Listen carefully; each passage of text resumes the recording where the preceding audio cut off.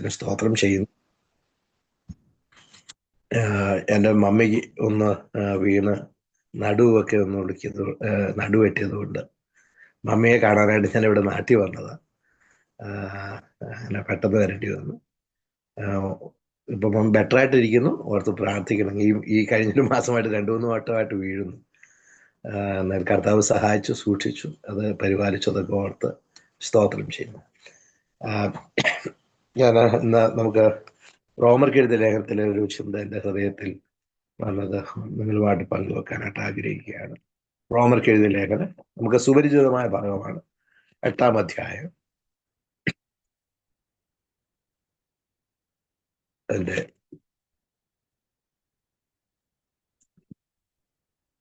26-ാം വാക്യം.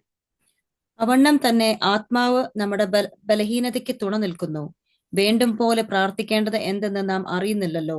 ആത്മാവ് തന്നെ ഉച്ചരിച്ചു വേണ്ടി പക്ഷവാദം ചെയ്യുന്നു. നോക്കി, ഇവിടെ നമ്മൾ വായിക്കുന്നത് ആവണ്ണം തന്നെ. മുകളിൽ ചില കാര്യം പറഞ്ഞിട്ട് അതുപോലെ തന്നെ ലൈക്ക് വൈസ്. നമുക്കറിയാം, ഈ ലൈക്ക് വൈസ് എന്ന് പറഞ്ഞിരിക്കുന്ന കാര്യം അതും ഒരു ബലഹീനതയുള്ള ബന്ധത്തിലാണ് എഴുതിയിരിക്കുന്നത്. നമുക്കറിയാം, ഈ ക്ഷയതയുടെ ബലഹീനതയിൽ നിന്നുള്ള വിടുതലാണ് ഇവിടെ പറഞ്ഞിരിക്കുന്നത്. അതുപോലെ തന്നെ ഒരു ബലഹീനത ഈ 8-ാം അധ്യായത്തിൽ പറഞ്ഞിരിക്കുന്നത് ജഡത്താലുള്ള ബലഹീനതയാണ്. നമുക്കതിൻ്റെ 8-3 നമ്മൾ വായിക്കുന്നത്, ജഡത്താലുള്ള ബലഹീനത നിമിത്തം ന്യായപ്രമാണത്തിന് കഴിയാഞ്ഞതിനെ സാധിപ്പാൻ. അപ്പം വേദപുസ്തകത്തിനകത്ത് ഒരു മനുഷ്യനായ പല വിധത്തിലുള്ള ബലഹീനതകളുണ്ട്. അതിലോ ഏറ്റവും നമ്മളെ സംബന്ധിച്ചിടത്തോളം നമ്മുടെ ബലഹീനത എന്ന് പറഞ്ഞു കഴിഞ്ഞാൽ, നമ്മളോട് ചോദിക്കുക നമ്മുടെ ബലഹീനത എന്നാന്ന് വെച്ച് കഴിഞ്ഞാൽ ശാരീരിക ബലഹീനതയാണ് നമ്മൾ കൂടുതലായിട്ട് കാണുന്ന ബലഹീനത. അത് ആ ബലഹീനത കൊണ്ട് തന്നെയാണ് ക്ഷയത ഉണ്ടാകുന്നത്. നമ്മൾ ഈ വായിക്കുമ്പോൾ നമ്മളതിൻ്റെ 20-ാം വാക്യം വായിക്കുന്ന സൃഷ്ടി ദ്രവത്വത്തിന്റെ ദാസ്യത്തിൽ നിന്നുള്ള വിടുതൽ അല്ലേ. നമുക്ക് എന്തുകൊണ്ടാണ് നമുക്കൊക്കെ അസുഖങ്ങൾ വരുന്നത്? അസുഖങ്ങൾ വരുന്നതിന് കാരണം വേറെ ഒന്നും കൊണ്ടല്ല. പരിശുദ്ധാത്മാവ് നമ്മുടെ ഉള്ളിൽ വസിച്ചിട്ടും എന്തുകൊണ്ട് എനിക്ക് അസുഖം വരുന്നു അല്ലെങ്കിൽ എന്ന് ചോദിച്ചു കഴിഞ്ഞാൽ ഈ ശരീരത്തിന്റെ ബലഹീനത നിമിത്തമാണ് അതിന് അസുഖം വരുന്നത്. അത് നമുക്ക് ആർക്കും അതിനെ തടയാനൊന്നും കഴിയത്തൊന്നുമില്ല. നമ്മൾ വിചാരിക്കും, എന്താ ഞാൻ ഇങ്ങനെയൊക്കെ സേവിച്ചിട്ട് എന്താ എനിക്കിങ്ങനെ വരുന്നത്, എന്തിനാ എൻ്റെ വീട്ടിൽ മരണം വരുന്നത് എന്നൊക്കെ ചോദിച്ചു കഴിഞ്ഞാൽ അത് ഈ ശരീരത്തിൻ്റെ പ്രോപ്പർട്ടിയാണത്. അത് പാപം ഈ ലോകത്ത് കടന്നപ്പോൾ അതിൻ്റെ ഒരു പ്രോപ്പർട്ടി ആയിട്ടുണ്ടായ കാര്യമാണ് ഈ ഇങ്ങനെയുള്ള ബലഹീനത എന്ന് പറയുന്നത്. നമുക്കറിയാം അതിൽ നിന്നൊരു വിടുതലുണ്ട്. അത് നമ്മുടെ കർത്താവിൻ്റെ വരവിനോടുള്ള ബന്ധത്തിലാണെന്ന് നമുക്ക് നന്നായിട്ട് അറിയാം. അതുവരെ നമുക്ക് ആ ബലഹീനതകൾ നമ്മൾ ഫേസ് ചെയ്തേ പറ്റുള്ളൂ. അതുപോലെ തന്നെ എന്നാൽ നമ്മളെ ഏറ്റവും കുഴയ്ക്കുന്ന ബലഹീനത അതൊന്നുമല്ല. ഏറ്റവും കുഴയ്ക്കുന്ന ബലഹീനത എന്ന് പറയുന്നത് നമുക്ക് ഒരു രക്ഷയുമില്ലാത്ത ബലഹീനതയാണ് ജഡത്താലുള്ള ബലഹീനത. അത് നമ്മളെ കൊണ്ട് പരിഹരിക്കാൻ കഴിയത്തില്ല. അത് പരിഹരിക്കാൻ കഴിയത്തില്ല എന്ന് അറിഞ്ഞതുകൊണ്ടാണ് കർത്താവ് തൻ്റെ പുത്രനെ ഈ ലോകത്തിലേക്ക് അയച്ചത്. അതിനെ നമ്മൾ വായിക്കുന്നത് റോമർക്ക് എഴുതിയ ലേഖനം 8-ാം അധ്യായത്തിന്റെ 3-ാം വാക്യം. ഇതൊന്ന് വായിക്കാം. ജഡത്താലുള്ള ബലഹീനത നിമിത്തം ന്യായപ്രമാണത്തിന് കഴിയാത്തതിനെ സാധിപ്പാൻ ദൈവം തന്റെ പുത്രനെ പാപജഡത്തിന്റെ സാദൃശ്യത്തിലും പാപനിമിത്തവും അയച്ചു. ബലഹീനത നിമിത്തം ന്യായപ്രമാണത്തിന് കഴിയും. അപ്പൊ ന്യായപ്രമാണം കൊടുത്തിട്ട് പോലും ആ ന്യായപ്രമാണത്തിന് സഹായിക്കാൻ കഴിഞ്ഞില്ല. എൻ്റെ ഒരു സ്നേഹിതനൊരിക്കൽ പറഞ്ഞത്, ന്യായപ്രമാണം ദൈവം അനുസരിക്കാൻ കൊടുത്തതല്ല, ലംഘിക്കാൻ കൊടുത്തതാണെന്ന്. ഞാനത് ആദ്യമായിട്ട് കേട്ടപ്പോൾ എനിക്ക് വലിയ അത്ഭുതം തോന്നി. എൻ്റെ ദൈവമേ, പിന്നെന്തിനാ ദൈവം ഈ ന്യായപ്രമാണം തന്നത്? കാരണം ന്യായപ്രമാണം തന്നത് അനുസരിക്കാനല്ല, ലംഘിക്കാനാണെന്ന് പറഞ്ഞപ്പോൾ എനിക്ക് മനസ്സിലായില്ല. അപ്പൊ അദ്ദേഹം അത് വിശദീകരിച്ച് എന്നോട് പറഞ്ഞൊരു കാര്യം ഇതാണ്.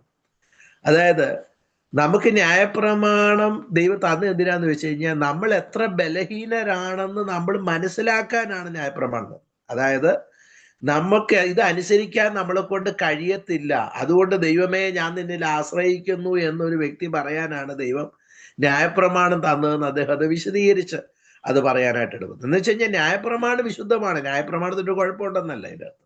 പക്ഷെ ഈ ന്യായപ്രമാണത്തിന്റെ പ്രശ്നം, ന്യായപ്രമാണത്തെ അനുസരിക്കാൻ കഴിയത്തില്ല. എന്തുകൊണ്ട്? ന്യായപ്രമാണത്തിന്റെ കുഴപ്പം കൊണ്ടല്ല, നമ്മുടെ ജഡത്തിന്റെ ബലഹീനത നിമിത്തം. നമുക്കറിയാം, നമുക്ക് ആരെങ്കിലും കോപിക്കണമെന്നൊന്നും ആഗ്രഹിച്ചിട്ടൊന്നും അല്ല ഏതെങ്കിലും വീട്ടിലെ ഭാര്യയും ഭർത്താവും കൂടെ എന്നാൽ ഇന്ന് വഴക്കുണ്ടാക്കിയേക്കാന്ന് തീരുമാനിച്ച് വഴക്കുണ്ടാക്കുന്നൊന്നുമല്ല. ഏത് പറഞ്ഞ് ഒന്ന് പറഞ്ഞ് രണ്ട് പറഞ്ഞ് മൂന്ന് പറഞ്ഞ് അത് വഴക്കാകുന്നതാ. അതിനാണ് നമ്മൾ ജഡത്തിന്റെ ബലഹീനത എന്ന് പറയുന്നത്. അത് അന്നേരം ഭർത്താവ് ഭാര്യയ്ക്ക് ഉപദേശം കൊടുക്കും, ഭാര്യ ബൈബിളിൽ നിന്ന് ഉപദേശം കൊടുക്കും. ഈ ഉപദേശമല്ല അവിടെ ഇരിക്കുകയുള്ളൂ, അവർ തമ്മിൽ വഴക്കുണ്ടായിക്കൊണ്ടേയിരിക്കും. എന്ന് പറഞ്ഞാൽ ഈ ന്യായപ്രമാണം ഇതൊന്നും അറിയാഞ്ഞിട്ടൊന്നുമല്ല. ഉപദേശിയാണേലും ശരി, സ്വദേശിയാണേലും ശരി, ഇവരെല്ലാരും അങ്ങനെ തന്നെ. കാരണം നമ്മളെ കൊണ്ടത് കഴിയുന്നില്ല, നമുക്ക് പരിശ്രമിക്കുന്നുണ്ട്, നടക്കുന്നില്ല. അത് നമുക്കത് കാണാനായിട്ട് സാധിക്കും. അപ്പൊ അന്ന് ഈ ബലഹീനത നിമിത്തം ന്യായപ്രമാണത്തിൽ കഴിയാതിന്റെ സാഹിത്യം ദൈവം എന്ത് ചെയ്തു? തന്റെ പുത്രനെ പാപജടത്തിന്റെ സദൃശ്യത്തിലും പാപനിമിത്തവും അയച്ച് പാപത്തിന്റെ ജഡത്തിൽ ശിക്ഷ വിധിച്ചു. അപ്പം നമുക്ക് പാപത്തിൽ നിന്നൊരു സ്വാതന്ത്ര്യം, പാപത്തിൽ നിന്ന് സ്വാതന്ത്ര്യം എന്ന് പറഞ്ഞാൽ പാപത്തിന്റെ ശിക്ഷയിൽ നിന്ന് സ്വാതന്ത്ര്യം തന്നതുപോലെ തന്നെ നമ്മൾ ഈ റോമർക്ക് എഴുതിയ ലേഖനം നമ്മൾ പഠിച്ചു വരുമ്പോൾ നമുക്ക് മനസ്സിലാകും. ആദ്യ ഭാഗങ്ങളിലൊക്കെ നമ്മൾ പഠിക്കുമ്പോൾ പാപത്തിന്റെ ശിക്ഷയിൽ നിന്നുള്ള ശിക്ഷയിൽ നിന്ന്, അതായത് ദൈവത്തിന്റെ കോപം സ്വർഗത്തിൽ നിന്ന് വരുന്നു, അത് പാപത്തിന്റെ ശിക്ഷയായിട്ട് വരാൻ പോവാണ്. അപ്പോൾ ദൈവത്തിന്റെ കോപം സ്വർഗത്തിൽ വരുന്നു. അപ്പൊ അതിൽ നിന്നുള്ള ഡെലിവറൻസ് പോലെ തന്നെ നമുക്ക് പാപത്തിന്റെ ശക്തിയിൽ നിന്ന്, ഈ സ്വാധീനത്തിൽ നിന്ന് നമുക്കൊരു സ്വാതന്ത്ര്യമുണ്ട്. അതാണ് നമ്മൾ വായിക്കുന്നത്, ഈ വാക്യങ്ങൾ വായിക്കുന്നത്. അത് ആര് മുഖാന്തരമുണ്ട്? ന്യായപ്രമാണത്തിന് കഴിയാഞ്ഞതിന് സാധിപ്പം ദൈവം തന്റെ പുത്രനെ പാപജടത്തിന്റെ സദൃശ്യത്തിനും പാപനിമിത്തം അയച്ചിട്ട് എന്ത് ചെയ്തു? പാപത്തിന്റെ ജഡത്തിൽ ശിക്ഷ വിധിച്ചു. നമ്മൾ ക്രൂശിലേക്ക് നോക്കുമ്പോൾ കാണാൻ പറ്റും നമ്മുടെ ശരിക്കുമുള്ള പാപത്തിന്റെ അവസ്ഥ എന്ത് അവസ്ഥയിലാണ്. അല്ല, നമ്മളിലേക്ക് നോക്കിയാൽ നമ്മളെല്ലാം നല്ല മിടുക്കന്മാരാ, നല്ല സുന്ദര കുട്ടപ്പന്മാരും ഒക്കെയാ. പക്ഷെ ക്രൂശിലേക്ക് നമ്മൾ നോക്കുമ്പോഴേ അറിയുള്ളൂ എത്ര ഭീകരമാണ് നമ്മുടെ പാപം. അല്ലെങ്കിൽ നമ്മൾ നോക്കുമ്പോൾ നമുക്ക് പലപ്പോഴും റൈറ്റസ് ആയിട്ട് തോന്നുന്നു, നമുക്ക് സെൽഫ് റൈറ്റസ് ആയിട്ട് തോന്നുന്നു. നമ്മൾ നോക്കുമ്പോൾ ഞാനിപ്പം ഇപ്പം ടിജോബറിനെ വെച്ച് ഞാൻ കമ്പയർ ചെയ്യുമ്പോൾ കുഴപ്പമൊന്നുമില്ല, ഞാനിപ്പോൾ ഒരു ഉപദേശിയല്ലേ എന്ന് ഞാനങ്ങ് വിചാരിക്കുക. അപ്പൊ ഞാനത് അങ്ങനെ ചിന്തിക്കുമ്പോൾ എൻ്റെ ഒരു പ്രശ്നം, ഞാൻ കമ്പയർ ചെയ്യുന്നത് അദ്ദേഹത്തിന്റെ റൈറ്റസ് സ്റ്റാൻഡേർഡും എൻ്റെ റൈറ്റസ് സ്റ്റാൻഡേർഡും വെച്ചാൽ കമ്പയർ ചെയ്യുന്നത്. പക്ഷെ ദൈവത്തിന്റെ റൈറ്റസ് സ്റ്റാൻഡേർഡ് വെച്ച് നോക്കുകയാണെങ്കിൽ നമുക്ക് ആർക്കും അവിടെ നിൽക്കാൻ കഴിയത്തില്ലെന്ന് പറഞ്ഞ് മാത്രമല്ല, നമ്മൾ വളരെ വൈകൃതമായ ഒരു വ്യക്തികളാണ്. ഏതർത്ഥത്തിൽ? നമ്മുടെ ശരീരഘടനയോടുള്ള ബന്ധത്തിലല്ല, നമ്മുടെ ആത്മീയ ജീവിതത്തോടുള്ള ബന്ധത്തിൽ, നമ്മുടെ ജഡത്തിന്റെ ബലഹീനതയോടുള്ള ബന്ധത്തിൽ നമുക്ക് ദൈവത്തിന്റെ സന്നിധിയിൽ ഒരു കാരണവശാലും നമുക്ക് നിൽക്കാൻ കഴിയത്തില്ല. അതുകൊണ്ടാണ് എബ്രായർക്ക് എഴുതിയ ലേഖനം വായിക്കുന്നത്, ഏകയാഗത്താൽ അവൻ സൽഗുണപൂർത്തി വരുത്തിയിരിക്കുന്നത്. വെച്ച് കഴിഞ്ഞാൽ ദൈവസന്നിധിയിൽ നിൽക്കാൻ പ്രാഗൽഭ്യമുള്ളവരായി, ധൈര്യമുള്ളവരായി, പരിപൂർണത യേശുവിൽ ദൈവം നമുക്ക് തന്നു എന്നുള്ള, അല്ലാതെ നമ്മളിൽ പരിപൂർണത ഉണ്ടെന്നുള്ള അർത്ഥത്തിലല്ല അവിടെ എഴുതിയിരിക്കുന്നത്. യേശു ക്രിസ്തുവിൽ ദൈവസന്നിധി നിൽക്കാനുള്ള പ്രാഗൽഭ്യം, അതിനകത്തുള്ള ആ പരിപൂർണത ദൈവം നമുക്ക്, സൽഗുണപൂർത്തി ദൈവം നമുക്ക് വരുത്തി എന്ന് പറയുന്നത് നമുക്ക് വായിക്കാനായിട്ട് സാധിക്കും. ഞാൻ ആ ഭാഗത്തോട്ടൊന്നും പോകുന്നില്ല. നോക്കിയേ, ഇവിടെ നമ്മൾ വായിക്കുന്നത് അങ്ങനെ ഇതിൽ നിന്ന് സ്വാതന്ത്ര്യം ദൈവം നമുക്ക് തരുന്ന കാര്യം പറഞ്ഞിട്ട് പറയാണ്, ദൈവം തന്റെ പുത്രന്റെ പാപജടത്തിന്റെ സദൃശ്യത്തിനും പാപനിമിത്തവും അയച്ച് പാപത്തിന്റെ ജഡത്തിൽ ശിക്ഷ വിധിച്ചു. ദൈവം അതിനുള്ള ശിക്ഷ തന്റെ പുത്രന്റെ മേലാണ് കൊടുത്തത്. അതുകൊണ്ടാണ് നമുക്ക് ഇന്ന് ജഡത്തെ അനുസരിച്ച് നടക്കേണ്ട കാര്യമില്ല. നമ്മൾ റോമർക്ക് എഴുതിയ ലേഖനം 6:14 വായിക്കുന്നത് എങ്ങനെയാ? ഒന്ന് വായിച്ചേ. റോമർക്ക് എഴുതിയ ലേഖനം 6:14. നിങ്ങൾ ന്യായപ്രമാണത്തിനല്ല കൃപയ്ക്കത്രേ. ന്യായപ്രമാണത്തിനല്ല. അപ്പൊ ന്യായപ്രമാണത്തിന്റെ കീഴല്ല നമ്മളിപ്പോഴും. നമുക്കറിയാം, പല 90% പെന്റക്കോസ്റ്റൽ വിശ്വാസികളുടെ ഏറ്റവും വലിയൊരു പ്രശ്നം എന്താണെന്ന് വെച്ച് കഴിഞ്ഞാൽ, നമുക്കറിയാം ന്യായപ്രമാണം എന്ന് പറയുന്നത് ക്രിസ്തുവിലേക്ക് നടത്താനുള്ള ഒരു ശിശുപാലകനെ പോലെ ട്യൂട്ടറായിരുന്നു. അപ്പൊ നമുക്കറിയാം, ഈ കുഞ്ഞിനെ നമ്മുടെ സ്കൂളിൽ പഠിച്ചുകൊണ്ടിരിക്കുമ്പോൾ നമ്മുടെ ഏറ്റവും വലിയ ഹീറോസ് എന്ന് പറയുന്നത് വീട്ടിലായിരിക്കും അപ്പനും അമ്മയും ഹീറോ, സ്കൂളിൽ ചെന്ന് കഴിയുമ്പോൾ പിന്നെ ടീച്ചറാണ് നമ്മുടെ ഹീറോ എന്ന് പറയുന്നത് പോലെ ഈ ന്യായപ്രമാണം യേശുവിലേക്ക് നടത്താൻ ശിശുപാലൻ ഒരു നല്ല ട്യൂട്ടറായിരുന്നു. പക്ഷെ ഈ പ്രശ്നം ഒരു കാര്യമായി. കാരണം എന്താണെന്ന് വെച്ച് കഴിഞ്ഞാൽ, യേശുവിൽ വന്ന ശേഷവും ഇപ്പോഴും ഹീറോ ആരാന്നറിയാവോ? ഈ ട്യൂട്ടർ. ഇപ്പോഴും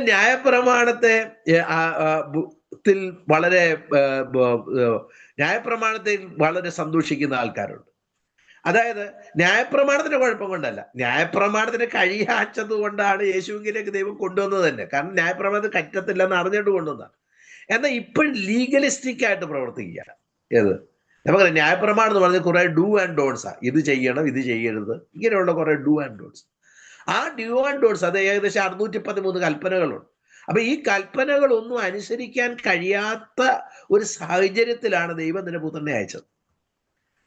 എന്നിട്ട് ഈ പാപത്തിന് തന്റെ ജഡത്തിൽ താൻ ശിക്ഷയെ അനുഭവിച്ചിട്ട് ന്യായപ്രമാണത്തിന്റെ കീഴിൽ നിന്ന് നമ്മളെ വിലയ്ക്ക് വാങ്ങിച്ചു എന്ന് പറഞ്ഞാൽ നമ്മൾ ന്യായപ്രമാണത്തോടുള്ള ബന്ധത്തിൽ മരിച്ചു. ഈ ന്യായപ്രമാണം ഇപ്പോഴും മരിച്ചിട്ടില്ല, പക്ഷെ നമ്മൾ മരിച്ചു. അതാണ് നമ്മൾ അതൊക്കെ എടുക്കാനാണെങ്കിൽ നമുക്ക് ഒത്തിരി സമയം എടുക്കാം. ആ ഭാഗത്തോട്ട് ഞാൻ പോകാതെ നമുക്ക് ഈ ഭാഗത്ത് നമ്മളോട് പറയുന്നത്, അതുകൊണ്ട് തന്നെ നമുക്ക് ഇതിനകത്തൊരു വിക്ടറി ഉണ്ട്. അതാണ് ഇവിടെ എഴുതിയേക്കുന്നത് 6:14. ഒന്നും കൂടെ വായിക്കാം. നിങ്ങൾ ന്യായപ്രമാണത്തിനല്ല കൃപയ്ക്കത്രേ അധീനരാകയാൽ under the dominion of grace.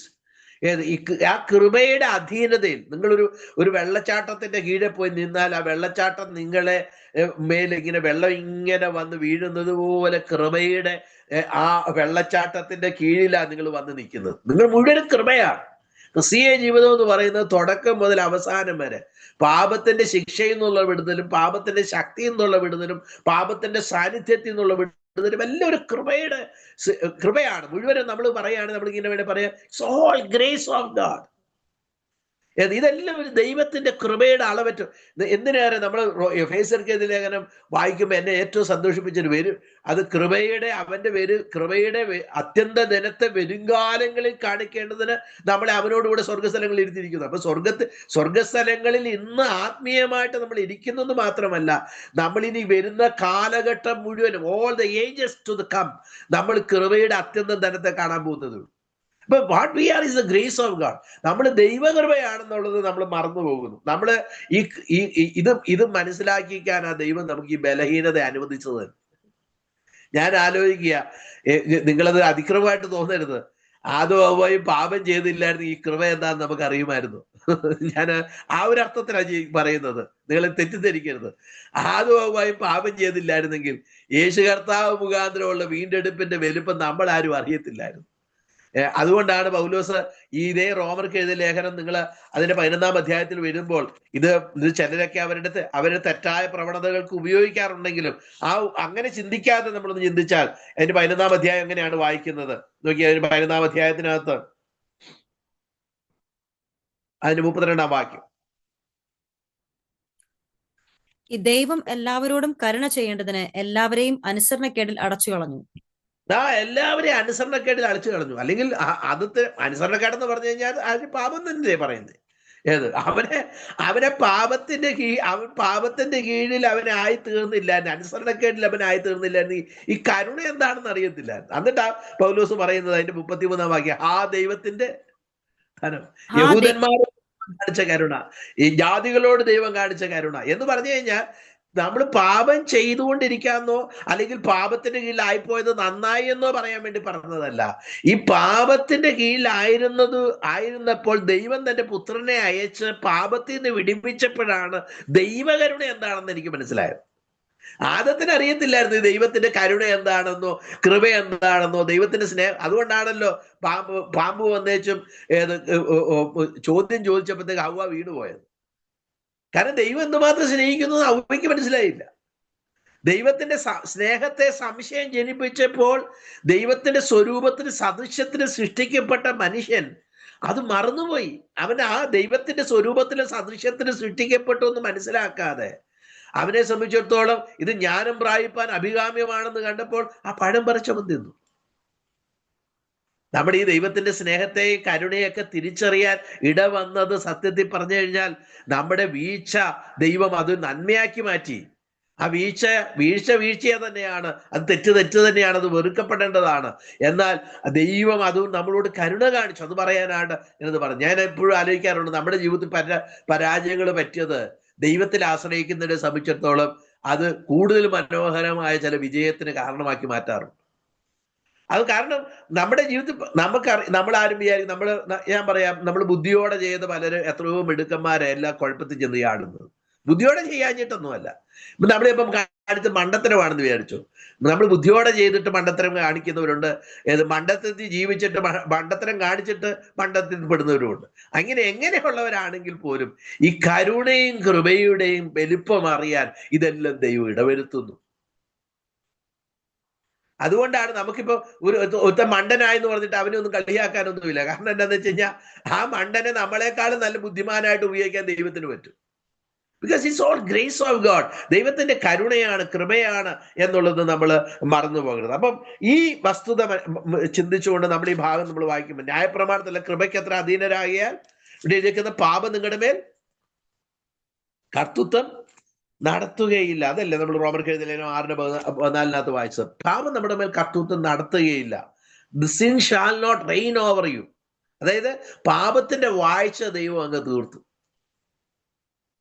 പാപം ഇനി വാഴത്തില്ല എന്ന് പറഞ്ഞു കഴിഞ്ഞാൽ 2 രീതിയിലുള്ള വാഴ്ചയാണ് കർത്താവ് തീർത്തത്. ഒന്ന്, പാപത്തിന്റെ ശിക്ഷയിൽ നിന്നുള്ള വിടുതലും പാപത്തിന്റെ ആ വാഴ്ചയിൽ നിന്ന് അതിന്റെ ശക്തിയിൽ നിന്നുള്ള വിടുതൽ ദൈവം നമുക്ക് തന്നു. ഇതാണ് നമ്മുടെ ഏറ്റവും പ്രധാനമായ ബലഹീനത. ഈ ബലഹീനതയാണ് നമ്മുടെ അടിസ്ഥാനപരമായ ബലഹീനത. പിന്നെ ഈ ബലഹീനത നിമിത്തം ഉണ്ടായ ബലഹീനതയാണ് നമ്മൾ വായിച്ചത്. നമ്മൾ 8-ാം അധ്യായത്തിൽ നമ്മൾ വായിക്കുന്നത്. 8-ാം അധ്യായത്തിൽ നമ്മൾ വായിക്കുന്നത് അതിന്റെ 20-ാം വാക്യം.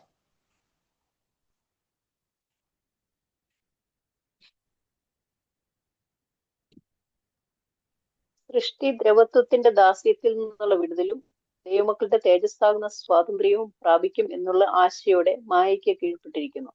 അപ്പൊ അവിടെ 2 കാര്യം. ഒന്ന്, ദ്രവത്വത്തിൽ നിന്നുള്ള വിടുതലും തേജസ്സാകുന്ന സ്വാതന്ത്ര്യം. അപ്പൊ ദ്രവത്വത്തിൽ നിന്ന് വിടുതൽ കിട്ടുക മാത്രമല്ല, തേജസ്സാകുന്ന ഫ്രീഡം.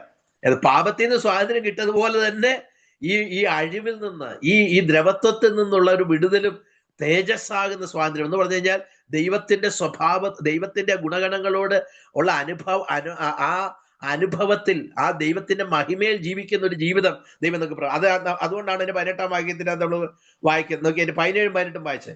17-18 നാം മക്കളെങ്കിലും അവകാശികളുമാകുന്നു. ദൈവത്തിന്റെ അവകാശികളും ക്രിസ്തുവിന്റെ കൂട്ടവകാശികളും തന്നെ. അപ്പൊ നമുക്കിപ്പോ നമുക്ക് ദൈവത്തിന്റെ എല്ലാ അവകാശത്തിന്റെ കൂട്ടവകാശികളായി തീർന്നു. അപ്പൊ ക്രിസ്തുവിന് എന്തെല്ലാം അവകാശമുണ്ട് അതിപ്പോ നമ്മുടെ കൂടെ അവകാശമായി. നോക്കിയേ, വായിച്ചാട്ടെ. നാം അവനോടുകൂടെ തേജസ്കരിക്കപ്പെടേണ്ടതിന് അവനോടുകൂടെ കഷ്ടം അനുഭവിച്ചാൽ. പിന്നെ അവിടെ സെമിക്കോളിൽ ഇട്ടിട്ട് പറഞ്ഞ വാക്യം വളരെ ശ്രദ്ധിക്കണം. ഇതൊക്കെ ശരി തന്നെയാ. പക്ഷെ നാം അവനോടുകൂടെ തേജസ്കരിക്കപ്പെടേണ്ടതിന് അവനോട് കഷ്ടം അനുഭവിച്ചാലത്രേ. ഇപ്പൊ നമ്മൾ അവനോടുകൂടെ മരിച്ചുവെങ്കിൽ അവനോടുകൂടെ ജീവിക്കാം, അവനോടുകൂടെ സഹിക്കുന്നെങ്കിൽ അവനോടുകൂടെ വാഴും. അതാണ് പ്രിൻസിപ്പിൾ എന്ന് പറയുന്നത്. അപ്പം എന്നിട്ട് നാം അവനോടുകൂടെ തേജസ്കരിക്കപ്പെടേണ്ട അവനോടുകൂടെ കഷ്ടം അനുഭവിച്ചാൽ അത്ര എന്ന് പറഞ്ഞിട്ട് പറയാണ് 18-ാം വാക്യം. നമ്മിൽ വെളിപ്പെടുവാനുള്ള തേജസ് വിചാരിച്ചാൽ ഈ കാലത്തിലെ കഷ്ടങ്ങൾ സാരമില്ല എന്ന് ഞാൻ എണ്ണുന്നു. ഞാൻ എണ്ണുന്നു. ഈ എണ്ണുന്നു എന്നൊക്കെ ഉള്ളപ്പോൾ അത് റോമർക്ക് 6-ാം അധ്യായത്തിലാണ്. ആവണ്ണം പാപസംബന്ധമായി മരിച്ചവരെന്നും ക്രിസ്തുയേശുവിൽ ദൈവത്തിന് ജീവിക്കുന്നവരെന്നും നിങ്ങളെ തന്നെ എണ്ണുവേൻ. അപ്പൊ നമ്മൾ കൗണ്ടിങ് ഇറ്റ് എന്ന് പറഞ്ഞാൽ റെക്കണിങ്. ചില ഇംഗ്ലീഷിനകത്ത് റെക്കണിങ് എന്ന് പറഞ്ഞു കഴിഞ്ഞാൽ ഇത് എപ്പോഴും നമ്മുടെ മനസ്സിനകത്ത് ഇങ്ങനെ ചിന്തിച്ചോണ്ടേയിരിക്കണം. ഞാൻ പാപത്തോടുള്ള ബന്ധത്തിൽ മരിച്ചവനാണ്. നമ്മുടെ ഡി ജോഷുവ സാർ എന്ന് പറഞ്ഞ ICPFന്റെ സാർ ഒരിക്കൽ പറഞ്ഞത് ഞാൻ കേട്ടിട്ടുണ്ട്. അതൊരു മീറ്റിങ്ങിന് അദ്ദേഹം ഇൻകിലാബ് സിന്ദാബാദ് വിളിക്കണമെന്ന് എനിക്ക് താല്പര്യമുണ്ടെങ്കിൽ ഇതങ്ങ് പറഞ്ഞാൽ മതി. രാവിലെ എഴുന്നേറ്റിട്ട് ഞാൻ ആവണ്ണം പാപസംബന്ധമായി മരിച്ചവനൊന്നും ക്രിസ്തുയേശു ദൈവത്തിന് ജീവിക്കുന്നതിനൊന്നും എന്ന് പറഞ്ഞ് രാവിലെ എഴുന്നേറ്റ് എക്സസൈസ് ആയിട്ട് ഇരിച്ചതോട്ടെ എന്ന് അദ്ദേഹം പറഞ്ഞതായിട്ട് ഞാൻ കേട്ടിട്ടുണ്ട്. എന്ന് വെച്ച് കഴിഞ്ഞാൽ this is something we need to reckon ourself. നമ്മൾ പാപത്തോടുള്ള ബന്ധത്തിൽ മരിച്ചവരാണ്. നമ്മൾ ദൈവത്തിന് ജീവിക്കുന്നവരാണ്. നമ്മുടെ ഏറ്റവും വലിയ ടെംപ്റ്റേഷൻ എന്താന്ന് വെച്ച് കഴിഞ്ഞാൽ ഇത്രേ ഉള്ളൂ, നമ്മൾ നമുക്ക് വേണ്ടി ജീവിക്കുന്നതാണ് നമ്മുടെ ഏറ്റവും വലിയ ടെംപ്റ്റേഷൻ. ഏറ്റവും വലിയ സ്വാതന്ത്ര്യം എന്താന്ന് വെച്ച് കഴിഞ്ഞാൽ നമ്മൾ ദൈവത്തിന് വേണ്ടി ജീവിക്കുന്നതാണ് സ്വാതന്ത്ര്യം. നമ്മൾ എവിടെ ചെന്ന് നമുക്ക് എന്താണ് നമുക്കൊരു ഒരു കുടുംബത്തിൽ പ്രശ്നം ഉണ്ടാകുന്നതിന് കാരണം എന്താണ്? ഏത് പ്രശ്നം എടുത്തു നോക്കിയാൽ അതിന്റെ അടിസ്ഥാന പ്രശ്നം എന്ന് പറഞ്ഞു കഴിഞ്ഞാൽ നമ്മൾ നമുക്ക് വേണ്ടി ജീവിക്കുന്നു. നമുക്ക് വേണ്ടിയിട്ടല്ല, ക്രിസ്തുയേശുവിൽ ദൈവത്തിന് വേണ്ടിയിട്ടാണ്. പിന്നെ എന്താ നമുക്ക് പ്രശ്നം? ഒരു പ്രശ്നവും ഇല്ല. അതങ്ങ് ഡീപ്പായിട്ട് റെക്കൺ ചെയ്തിട്ടില്ല. ഞങ്ങൾ ഇവിടെ ഒരു വീട് പണി തുടങ്ങി വെച്ചത് ആ പണി എവിടെയും തീരാതെ നിൽക്കുക. അപ്പം നമുക്ക് ഈ ഇടയ്ക്കിടയ്ക്ക് ഇത് തികട്ടി വരും. അത് തികട്ടി വരുന്നതിന്റെ കാരണം എന്താ? ഈ വീട് നമുക്ക് വേണ്ടി പണിത് എവിടെയോ ഉണ്ട്. ഇത് കർത്താവിന് വേണ്ടി പണിതാണ്, പിന്നെ തികട്ടി വരേണ്ട കാര്യമില്ലല്ലോ. കർത്താവിന് വേണ്ടി പണിതാണെങ്കിൽ അതിന്റെ ഉത്തരവാദിത്വം കർത്താവല്ലേ. അതാണ് നമ്മുടെ ഒരു വലിയൊരു പ്രശ്നം. നമ്മുടെ ഒരു പ്രശ്നം എന്താന്ന് വെച്ച് കഴിഞ്ഞാൽ നമ്മൾ പറയുന്ന ഒരു ആത്മീയതയുടെ ശരിക്കും ഒരു കോണിൽ പോലും നമ്മളൊന്നും എത്തിയിട്ടില്ല. നമുക്കാകെ പറയുന്ന ആത്മീയത എന്ന് പറയുന്നത് നമ്മൾ അന്യഭാഷ പറയുന്നതും പ്രവചനം പറയുന്നതും ഇങ്ങനെയൊക്കെ ഉള്ള കുറച്ച് കാര്യങ്ങളുടെ ഒരു ആത്മീയമായ ഒരു ഒരു ഒരു എന്താ പറയുക ഒരു പെന്തക്കോസ്റ്റ് ചർച്ചസിനകത്ത് നമ്മളെ ഏറ്റവും വലിയ പ്രശ്നം we are more inspirational people എന്ന് വേണ്ടി പറയും. ഇൻസ്പിറേഷൻ എന്ന് പറഞ്ഞു കഴിഞ്ഞാൽ ഞാനിപ്പോൾ 2 അന്യഭാഷയൊക്കെ പറഞ്ഞ് കൈ അടിക്കുമ്പോൾ നിങ്ങൾ പെട്ടെന്ന് കൈ അടിക്കും, അന്യഭാഷയും പറയും. അത് കാരണം ഇൻസ്പിറേഷൻ എത്തി. എന്ന ക്രിയാത്മകമായ ആത്മാവിന്റെ പൂർണ്ണ നിയന്ത്രണത്തിൽ അനുസരിച്ച് നടക്കുന്ന ഒരു നിലവാരത്തിലേക്ക്, പഴയ അപ്പച്ചന്മാരുടെ കാലഘട്ടത്തിലൊക്കെ അവരുടെ കാര്യം അതായിരുന്നു. They were walking in the spirit, they were living in the spirit, they were walking according to the spirit. അതിലേക്ക് നമ്മൾ തിരിച്ചു വരുന്നില്ലെങ്കിൽ നമുക്ക് ശരിക്കുമുള്ള പെന്തക്കോസ്റ്റൽ ആ ഒരു ശക്തിയിൽ നമുക്ക് ജീവിക്കാൻ നമുക്ക് വെളിപ്പെടുത്താൻ കഴിയത്തില്ല ദൈവത്തെ. അപ്പോൾ ഈ ഒരു വസ്തുത നമുക്ക് ഇവിടെ കാണാനായിട്ട് സാധിക്കും ഈ നമുക്ക് നമ്മൾ ഈ ഭാഗങ്ങളിൽ. എന്നിട്ടാണ് വായിക്കുന്നത് നമ്മിൽ വെളിപ്പെടാനുള്ള തേജസ് വിചാരിച്ചത്, അല്ലേ? ഈ ശാരീരികമായിട്ടുള്ള ബലഹീനത ഒരു ബലഹീനത തന്നെയാണ്. ഈ ബലഹീനതയാണ് നമ്മളെ ദൈവത്തോട് അടുപ്പിക്കുന്നത്. ഈ ബലഹീനതയാണ് ഇടയ്ക്കിടയ്ക്ക് പരാതി പറയിപ്പിക്കുന്നത്. ഈ ബലഹീനത ഇടയ്ക്ക് നമുക്ക് പരാതി സങ്കടം വരുന്നത് ഈ ബലഹീനത നിമിത്തം തന്നെയാണ്. എന്നാൽ ഈ ദൈവത്തോട് എന്നാൽ ഇതിനെ നമ്മൾ എടുക്കുന്ന വിധം, അതാണ് പൗലോസ് ഇവിടെ പറഞ്ഞിരിക്കുന്നത്. നമ്മിൽ വെളിപ്പെടാനുള്ള തേജസ് ഒന്ന് ഓർത്താൽ, ഒന്ന് വിചാരിച്ചാൽ ഈ കാലത്തിലെ കഷ്ടങ്ങൾ സാരമില്ല എന്ന് ഞാൻ എണ്ണുന്നു. ഞാൻ അങ്ങനെ അതിന് എണ്ണുന്നത്. അല്ലെങ്കിൽ നമുക്ക് എണ്ണാൻ വലിയ സാധ്യതകളൊന്നുമില്ല. എന്റെ കർത്താവ് ഇതൊക്കെ അങ്ങ് മാറും. ഇവിടെ വീട് നടന്നില്ലേലും എനിക്കൊരു വീട് പണിയുന്നുണ്ട് മോളിൽ. ഇവിടെ കാര്യങ്ങളൊന്നും നടക്കുന്നില്ലേലും കർത്താവെ ഒരു നിത്യമായ ഒരു പദ്ധതി അവിടുന്ന് എനിക്ക് വേണ്ടി കരുതിയിട്ടുണ്ട് എന്നുള്ള ആ ഉറപ്പ്, ആ ധൈര്യം, അത് നമുക്ക് വളരെ ആവശ്യമാണ്. അപ്പൊ നമ്മൾ കാണുന്നത് വായിക്കുന്നത് ഇങ്ങനെയാണ്. ആ കാര്യമാണ് ഇവിടെ നമ്മൾ എഴുതിയിരിക്കുന്നത്. നമുക്കറിയാം അതിന് ഒന്നും കൂടെ എന്നെ ശരിക്കും പറഞ്ഞു കഴിഞ്ഞാൽ അതിനൊരു ഡോക്ടറലി പൗലോസ് അതിനെ എക്സ്പ്ലെയിൻ ചെയ്ത് പറയുന്നത് 21 വാക്യമോ 8:23 കൽപ്പന നിമിത്തമത്രേ. 8:23 ആത്മാവെന്ന ആദ്യദാനം ലഭിച്ചിരിക്കുന്ന നാമം നമ്മുടെ ശരീരത്തിന്റെ വീണ്ടെടുപ്പായ പുത്രത്വത്തിനെ കാത്തുകൊണ്ട് ഉള്ളിൽ ഞരങ്ങുന്നു. അപ്പൊ നമുക്ക് ആത്മാവെന്ന ആദ്യ ദാനം ലഭിച്ചു. അപ്പൊ നമുക്ക് ആദ്യം ഒരു ദാനം ലഭിച്ചിട്ടുണ്ട്. അത് ആത്മാവെന്ന ആദ്യദാനം. അത് നമ്മൾ വായിക്കുന്നുണ്ട് എഫേസ്യർക്ക് എഴുതിയ ലേഖനത്തിനകത്തും മറ്റെല്ലാ ഭാഗത്തും വായിക്കുന്നു. ആത്മാവെന്ന ആദ്യദാനം എന്ന് പറയുമ്പോൾ അന്യഭാഷ പ്രാപിച്ചതിനെ കുറിച്ചല്ല പറയുന്നത്. രക്ഷയിലേക്ക് വന്നപ്പോൾ നമ്മുടെ ഉള്ളിൽ ദൈവത്തിന്റെ പരിശുദ്ധാത്മാവിനൊരു ജനനം സംഭവിച്ചു, വീണ്ടും ജനനം സംഭവിച്ചു. അതിനെക്കുറിച്ചാണ് അവിടെ ഇരിക്കുന്നത്.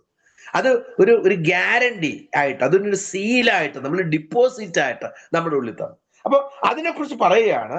ആത്മാവെന്ന ആദ്യ ദാനം ലഭിച്ചിരിക്കുന്ന നാമം. അപ്പൊ നമുക്ക് എല്ലാവർക്കും എന്ത് കിട്ടിയിട്ടുണ്ട്? കുടുംബത്തിൽ നിന്നൊന്നും കിട്ടിയില്ലേലും സ്വർഗത്തിൽ നിന്ന് കിട്ടിയിട്ടുണ്ട്. എന്താ? ആത്മാവെന്ന ആദ്യ ദാനം. അങ്ങനെ ലഭിച്ചിരിക്കുന്ന നാമം നമ്മുടെ ശരീരത്തിന്റെ വീണ്ടെടുപ്പായ പുത്രത്തെ. ഇനിയിപ്പോ നടക്കാനുള്ളത് ശരീരത്തിന്റെ വീണ്ടെടുപ്പാണ്. ആ ശരീരത്തിന്റെ വീണ്ടെടുപ്പ്, അതായത് ആത്മാവിന്റെ വീണ്ടെടുപ്പ് കഴിഞ്ഞു, പ്രാണന്റെ വീണ്ടെടുപ്പ് നടന്നുകൊണ്ടിരിക്കുന്നു. ഇനി നടക്കാനുള്ള ഏറ്റവും പ്രധാന കാര്യം ശരീരത്തിന്റെ വീണ്ടെടുപ്പ്. അപ്പൊ ശരീരത്തിന്റെ വീണ്ടെടുപ്പായ പുത്രത്വത്തിന് കാത്തും കൊണ്ട് ഉള്ളിൽ ഒരു ഞരങ്ങുക. എന്റെ കർത്താവ്, ഇതൊന്നും മാറി. ഇതിങ്ങനെ എത്ര കാലം ഞാൻ ഇതിനെ പെയിന്റ് അടിച്ച് ജീവിക്കും, അല്ലേ? നമ്മളിങ്ങനെ ഫെയറാലൊക്കെ ഇട്ട് പൗഡറൊക്കെ ഇട്ട് ആൾക്കാർ ഇങ്ങനെ പെയിന്റ് അടിച്ച് ഇതിനെ കൊണ്ടുപോവുക. എല്ലാവർക്കും അറിയാം ഇതൊരു ദിവസം ഇത് താഴെ ഇത് ഈ കപ്പല് മുങ്ങുമെന്ന് അറിയാം. എന്നാലും പെയിന്റ് അടിച്ച് നമ്മളൊക്കെ നടക്കും. അതിന്റെ അടിക്കുന്ന തെറ്റുമല്ല. കാരണം ഇത് ഇങ്ങനെ വെള്ളത്തിൽ കൂടെ പോകണമെങ്കിൽ ഇതിനിങ്ങനെ പെയിന്റ് അടിച്ചുകൊണ്ടേ ഇരിക്കണം. പക്ഷേ ഇത് ഒരു ദിവസം ഇതിങ്ങനെ പോയി കഴിഞ്ഞാൽ അതുകൊണ്ട് തീരുന്നില്ല. ഇവിടെ എഴുതിയിരിക്കുന്നത് ഇങ്ങനെയാണ്, നമ്മൾ വായിക്കുന്നത്, ആ ശരീരത്തിനൊരു വീണ്ടെടുപ്പുണ്ട്. അതും കൊണ്ട് ഉള്ളിലൊരു ഞരക്കം. അപ്പൊ ഇവിടെ ഒരു ഞരക്കം നമുക്കുള്ളിലുണ്ട്. നമ്മുടെ ഉള്ളിൽ ഞരക്കുക എന്ന് പറഞ്ഞു കഴിഞ്ഞാൽ, എന്റെ കർത്താവേ, എനിക്ക് ആ തേജസ് എന്ന് പറയാം, എനിക്ക് എൻ്റെ ഈ ശരീരം ഒന്ന് വിട്ട് ആ ആത്മശരീരം ഒന്ന് പ്രാപിക്കണം. അല്ലെങ്കിൽ ആ യേശുക്രിസ്തുവിന്റെ മഹത്വമുള്ള ശരീരത്തോട് എൻ്റെ ഈ ശരീരം, ആ ഒരു ഞരക്കം എല്ലാ ദൈവമക്കളുടെ ഉള്ളിൽ ജെന്യൂനായിട്ട് രക്ഷിക്കപ്പെട്ടതാണെങ്കിൽ, യഥാർത്ഥമായി രക്ഷിക്കപ്പെട്ടവനാണെങ്കിൽ അവൻ്റെ ഉള്ളിൽ ഈ ഞരക്കമുണ്ട്. എത്ര സമൃദ്ധി ജീവിക്കുന്നവനാണെങ്കിലും ഞരക്കമുണ്ട്. ആ ഞരക്കം എന്തുകൊണ്ടുണ്ടാകുന്നു എന്ന് പറഞ്ഞു കഴിഞ്ഞാൽ രക്ഷയുടെ പ്രത്യേകത കൊണ്ടുണ്ടാകുന്നതാണ്. ലോകത്തിൽ ഒരു കംഫേർട്ട്സ് അവന് കിട്ടിയാലും അവൻ്റെ ഉള്ളിൽ ഞരക്കിക്കൊണ്ടിരിക്കും. അവൻ പറഞ്ഞുകൊണ്ടിരിക്കും, ഇതൊന്നും അല്ല ഞാൻ ആഗ്രഹിക്കുന്നത്, ഇതൊന്നും അല്ല ആത്യന്തികമായിട്ട് എൻ്റെ വിടുതൽ എന്ന് പറയുന്നത്. എന്നെ ആത്മീയമായി എനിക്ക് സ്വാതന്ത്ര്യം പാപത്തിൽ നിന്ന് തന്ന കർത്താവ് ഈ പാപ ശരീരത്തിൽ നിന്ന് എന്നെ വിടുവിച്ച് ഒരു ആത്മീയമായിരിക്കുന്ന ഒരു ശരീരം, അല്ലെങ്കിൽ എൻ്റെ ഈ ശരീരം, ഈ താഴ്ചയുള്ള ശരീരം മാറി ഒരു മഹത്വമുള്ള ശരീരം, അത് ശരീരം തന്നെയാണ്. അല്ലാതെ നമ്മൾ വിചാരിക്കുന്ന പോലെ ആത്മശരീരം എന്ന് പറയുമ്പോൾ നിങ്ങൾ വേറെ ഒന്നുമല്ല ചിന്തിക്കുന്നത്. ആത്മശരീരം എന്താണെന്ന് മനസ്സിലാക്കണമെങ്കിൽ യേശുക്രിസ്തു ഉയർത്തെഴുന്നേറ്റപ്പോൾ ശരീരത്തെ കുറിച്ച് ചിന്തിച്ചാണ്. അത് സ്വാഭാവികമായിട്ട് പറഞ്ഞതേ ഉള്ളൂ, ഇതൊക്കെ നിങ്ങൾക്ക് അറിയാവുന്ന കാര്യമാണ്, എങ്കിലും അതൊന്ന് ഓർമ്മിപ്പിച്ചെന്ന് മാത്രമേ ഉള്ളൂ. അപ്പൊ അങ്ങനെയുള്ള കാര്യത്തെക്കുറിച്ച് പറഞ്ഞിട്ട് പറയുകയാണ്. അതുകൊണ്ട് അതിന്റെ 24-25 വാക്യം, പ്രത്യാശയാലല്ലോ നാം രക്ഷിക്കപ്പെട്ടിരിക്കുന്നത്. ഇത് കണ്ടിട്ടാ പറയുന്നത്, പ്രത്യാശയാലല്ലോ നാം രക്ഷിക്കപ്പെട്ടിരിക്കുന്നത്, അല്ലെ? വിശ്വാസത്താൽ രക്ഷിക്കപ്പെട്ടിരിക്കുന്നു എന്ന് പറയുന്നത് പോലെ തന്നെ രക്ഷിക്കപ്പെട്ട എല്ലാ വ്യക്തിയുടെ ഉള്ളിൽ ഒരു പ്രത്യാശയുണ്ട്. അതുകൊണ്ടാണ് പറയുന്നത് പ്രത്യാശയാലല്ലോ നാം രക്ഷിക്കപ്പെട്ടിരിക്കുന്നത്. പിന്നെ കാണുന്ന പ്രത്യാശയോ പ്രത്യാശയല്ല. ഒരുത്തൻ കാണുന്നതിനായി ഇനി പ്രത്യാശിക്കുന്നത് എന്തിന്? നാം കാണാത്തതിനായി പ്രത്യാശിക്കുന്നു. പൗലോസ് പറയാണ്, നമ്മൾ കാണുന്നതിന് വേണ്ടി പ്രത്യാശിക്കേണ്ട വല്ല കാര്യമുണ്ടോ? അതിന്റെ ആവശ്യമില്ല. നോക്കി, അതിന് വേണ്ടി എന്തിനാ പ്രത്യാശിക്കുന്നത്? നാം കാണാത്തതിനായി പ്രത്യാശിക്കുന്നെങ്കിലോ അതിനായി ക്ഷമയോടെ കാത്തിരിക്കും. അപ്പൊ ഞരങ്ങുന്ന വ്യക്തിയുടെ അടുത്ത ഒരു ഫലമാണ് ക്ഷമ. നമുക്ക് ക്ഷമയോടെ കാത്തിരുന്നേ പറ്റുള്ളൂ. നമുക്കറിയാമല്ലോ, നമ്മുടെയൊക്കെ ചില പ്രാർത്ഥന തന്നെ ഇതാണ്, എൻ്റെ കർത്താവേ നല്ല പ്രായത്തിൽ എങ്ങനെയെങ്കിലും അങ്ങ് പോയാൽ മതി, ഈ അസുഖമൊക്കെ ആയിട്ട് കിടന്ന് ഇവിടെ നരയിക്കാനൊന്നും നമ്മൾ ആഗ്രഹിക്കുന്നില്ല. ഈ അസുഖമായിട്ട് കിടന്ന് നരയിക്കുന്നതിനെ കുറിച്ച് മാത്രമേ നമുക്ക് ചിന്തയുള്ളൂ. എന്നാൽ നമുക്ക് ലഭിക്കാൻ പോകുന്ന തേജസ്സിനെ കുറിച്ചൊന്നുമല്ല നമ്മൾ ചിന്തിക്കുന്നത്. നമ്മൾ മനസ്സിലാക്കേണ്ട ഒരു കാര്യം ഇവിടെ എഴുതിയിരിക്കുന്നത്, നാം ക്ഷമയോടെ കാത്തിരുന്നേ പറ്റൂ. We need patience. നമ്മളെല്ലാവരും അങ്ങനെ അസുഖം പിടിക്കണമെന്നൊന്നുമല്ല ഞാൻ പറഞ്ഞതിൻ്റെ അർത്ഥം. നമുക്ക് ഈ ശരീരത്തിൽ താമസിക്കുമ്പോൾ അതിൻ്റെതായ ക്ഷയത, അതിൻ്റെതായ ദ്രവത്വത്തിൻ്റെ ബുദ്ധിമുട്ടുകൾ, അതിൻ്റെതായ സങ്കടങ്ങൾ, അതിൻ്റെതായ പരിഭവങ്ങൾ നമുക്കുണ്ടാകാം. പക്ഷേ അതിനെല്ലാം അതിജീവിക്കുന്നതാണ് പ്രത്യാശ.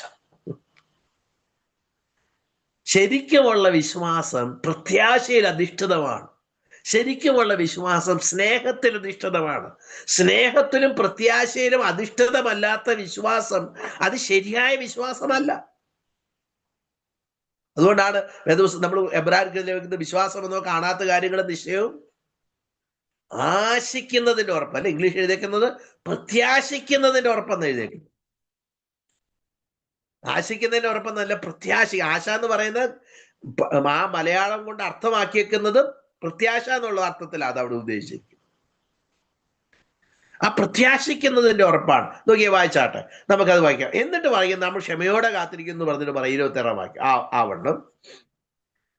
ഔവണ്ണം ആത്മാവ് നമ്മുടെ ബലഹീനതയ്ക്ക് ക്ഷമയോടെ കാത്തിരിക്കുന്നത് പോലെ തന്നെ നമ്മൾ ഇങ്ങനെ ഈ പ്രത്യാശയോടെ നമ്മൾ ഉള്ളിൽ ഞരങ്ങിക്കൊണ്ട് നമ്മൾ കർത്താവിന്റെ ശരീരത്തിൽ പുത്രത്തിന്റെ വീണ്ടെടുപ്പിന് വേണ്ടി കാത്തിരിക്കുന്നല്ലോ. അങ്ങനെ കാത്തിരിക്കുന്നത് പോലെ തന്നെ അതിൽ ആത്മാവ് നമ്മുടെ ഉള്ളിൽ മുദ്രയിട്ട് നമ്മളെ അതിനുവേണ്ടി ഒരുക്കുന്നത് പോലെ എന്ത് ചെയ്യുക, അല്ലെ? ആത്മാവ്, അതാണ് നമ്മൾ ആത്മാവ് എന്ന ആദ്യദാനം ലഭിച്ചിരിക്കുന്ന നാമം. അപ്പം പരിശുദ്ധാത്മാവ് നമ്മുടെ ഉള്ളിൽ വസിച്ചുകൊണ്ട് ക്ഷമയോടെ കാത്തിരിക്കാൻ നമ്മളെ സഹായിക്കുന്നത് പോലെ തന്നെ, അപ്പൊ ആദ്യത്തിന്റെ ജഡത്തിന്റെ ബലഹീനത, ശരീരത്തിന്റെ ബലഹീനത, അതുപോലെ തന്നെ അതിന് രണ്ടിനെ കൈകാര്യം ചെയ്തതുപോലെ തന്നെ എന്ത് ചെയ്യും? വായിച്ച ആവണ്ണം തന്നെ ആത്മാവ് നമ്മുടെ ബലഹീനതയ്ക്ക് തുണ നിൽക്കുന്നു. ബലഹീനതയ്ക്ക് തുണ നിൽക്കുന്നു. വേണ്ടും പോലെ പ്രാർത്ഥിക്കേണ്ടത് എന്തെന്ന് നാം അറിയുന്നില്ലല്ലോ. നമ്മുടെ വലിയൊരു ബലഹീനത ഇതാണ്, നമ്മുടെ മാനുഷിക ബലഹീനത, അല്ലെങ്കിൽ നമ്മൾ അതിന് പറയുന്ന ഹ്യൂമൻ വീക്ക്നെസ്. മനുഷ്യനായി തീർന്നതിന്റെ ഒരു ബലഹീനത എന്താന്ന് വെച്ച് കഴിഞ്ഞാൽ, വീണ്ടും വേണം പ്രാർത്ഥിക്കേണ്ടത് എങ്ങനെയാണ് നമുക്കറിയാലോ. കർത്താവ് പോലും ഗത്സമനെ വെച്ച് പ്രാർത്ഥിച്ചപ്പോ കഴിയുമെങ്കിൽ ഈ പാനപാത്രം എങ്കിൽ നിന്ന് നീക്കണമേ എന്ന് കർത്താവ് പ്രാർത്ഥിച്ചു. എന്നാൽ കർത്താവ് പറഞ്ഞു, എങ്കിലും എൻ്റെ ഇഷ്ടമല്ല, എൻ്റെ ഇഷ്ടം നടക്കട്ടെ. ഇഷ്ടം അറിയാഞ്ഞിട്ടൊന്നുമല്ല, നമ്മൾ വിചാരിക്കേണ്ട ഇഷ്ടം അറിയാത്തത് കൊണ്ടല്ല, ഇത് കുടിക്കാൻ മനസ്സില്ലാത്തത് കൊണ്ടുമല്ല പറഞ്ഞു. അത് കർത്താവ് മനുഷ്യനായി തീർന്നപ്പം അതിൻ്റെ എല്ലാ ഒരു മനുഷ്യനോട് ഐഡന്റിഫൈ ചെയ്തപ്പോൾ, പാപം അറിയാത്തവൻ നമുക്ക് വേണ്ടി പാപമാക്കപ്പെട്ടപ്പോൾ ആ ദൈവത്തിൽ നിന്നുള്ള സെപ്പറേഷൻ ചിന്തിക്കാൻ വയ്യ തൻ്റെ മുതൽ. അതുകൊണ്ടൊരു മനുഷ്യന്റെ നിലവിളിയാണ് അവിടെ. മനുഷ്യൻ ദൈവത്തിൽ നിന്ന് അകന്നു പോയാൽ മനുഷ്യന്റെ നിലവിളി എന്താണെന്ന് അറിയണമെങ്കിൽ നമുക്കറിയാം, ഗത്സമനയിലെ ആ പ്രാർത്ഥന തന്നെ ശ്രദ്ധിച്ചാണ്. കാരണം രക്തത്തുള്ളികൾ പോലെ വേർപ്പ് ഒഴുകുക. അങ്ങനെ ആയിത്തീരാൻ തക്കവണ്ണം അത്രമാത്രം ഒരു അത്രമാത്രം ഒരു റെസ്ലിംഗ് കർത്താവ്. ശരിക്കും പറഞ്ഞു കഴിഞ്ഞാൽ, ശരിക്കും പ്രാർത്ഥനയിൽ പോരാടുക എന്ന് പറഞ്ഞാൽ അങ്ങനെ പോരാടിയ ഒരു വ്യക്തിയെ നമുക്ക് കാണാൻ വളരെ കഴിയത്തില്ല. അപ്പൊ അങ്ങനെ കർത്താവ് അവിടെ ഇരിക്കുന്നത്, ആത്മാവ് നമ്മുടെ ബലഹീനതയ്ക്ക് തുണ നിൽക്കുന്നു. വേണ്ടും പോലെ പ്രാർത്ഥിക്കേണ്ട എന്തെന്ന് നാം അറിയുന്നില്ലല്ലോ. അതൊരു ഫാക്റ്റാണ്. അത് അറിയത്തില്ല, നമുക്ക് അറിയത്തില്ല എന്നുള്ളത് ഒരു നഗ്നമായ സത്യമാണ്. നമ്മൾ വിചാരിക്കുക നമുക്ക് അറിയാവുന്ന നമ്മുടെ ധാരണ. നമുക്കറിയത്തില്ല എന്നുള്ളതാണ് സത്യം. എങ്ങനെ പ്രാർത്ഥിക്കണം, വേണ്ടും വണ്ണം ദൈവം ആഗ്രഹിക്കുന്ന പോലെ അതിനെ എക്സ്പ്ലെയിൻ ചെയ്യുന്ന കാര്യമാണ് 27-ാം വാക്യം. എന്നാൽ ആത്മാവ് വിശുദ്ധന്മാർക്ക് വേണ്ടി ദൈവഹിത പ്രകാരം പക്ഷപാതം ചെയ്യുന്നത് കൊണ്ട്. ബലഹീനത എന്താണ്? ദൈവഹിത പ്രകാരം പ്രാർത്ഥിക്കേണ്ടത് എങ്ങനെയാണെന്ന് അറിയത്തില്ല എന്നാ പറഞ്ഞതിന്റെ അർത്ഥം. നമ്മുടെ ഹിതപ്രകാരം പ്രാർത്ഥിക്കാൻ നമ്മളൊക്കെ നല്ല മിടുക്കരാണ്. നമ്മുടെയൊക്കെ പ്രാർത്ഥന കേട്ടാൽ നമുക്കറിയാമല്ലോ, കർത്താവിനെ വരുതിക്ക് നിർത്തുന്ന പോലെയാണ് നമ്മളൊക്കെ പ്രാർത്ഥിക്കുന്നത് അല്ലേ. ഇപ്പൊ അങ്ങ് തരണമെന്നൊക്കെ പറഞ്ഞ് ആജ്ഞാപിച്ചും കൽപ്പിച്ചും ഒക്കെ നമ്മൾ പ്രാർത്ഥിക്കാറില്ലേ? അതെല്ലാം എത്ര ക്ഷമയോടെ കർത്താവ് കേട്ടോണ്ടിരിക്കുന്നത്. നമുക്ക് കർത്താവിന്റെ ക്ഷമ നമുക്ക് അറിയണമെങ്കിൽ നമ്മുടെ പ്രാർത്ഥന ശ്രദ്ധിച്ചാൽ മതി. അപ്പം നമ്മുടെ ഈ ഇവിടെ എഴുതിയേക്കുന്നത്, നമുക്ക് ആത്മാവ് ഈ ഒരു ബലഹീനത നമുക്ക് മാനുഷികമായി നമുക്കറിയാം. പത്രോസ്ലീഹ കർത്താവിനോട് പറഞ്ഞൊരു കാര്യം, നിനക്ക് അങ്ങനെ ഭവിക്കരുത്. കർത്താവ് തന്റെ ക്രൂശമരണത്തെ കുറിച്ച് പറഞ്ഞപ്പോൾ, തന്റെ ഉയർത്തെഴുന്നേൽപ്പിനെ കുറിച്ച് പറഞ്ഞു തുടങ്ങിയപ്പോൾ മുതൽ പത്രോസിന് തുടങ്ങി എന്തു പറയാൻ തുടങ്ങി? നിനക്ക് അങ്ങനെ ഭവിക്കരുതെന്ന് പറഞ്ഞ് തുടങ്ങി. ഞാൻ മരിക്കാനൊക്കെ തയ്യാറാണ്, പക്ഷെ നീ ഇങ്ങനെ ഈ ക്രൂശിനെ കുറിച്ച് തന്നെ പറയുന്നത് എന്തുകൊണ്ടാണ്?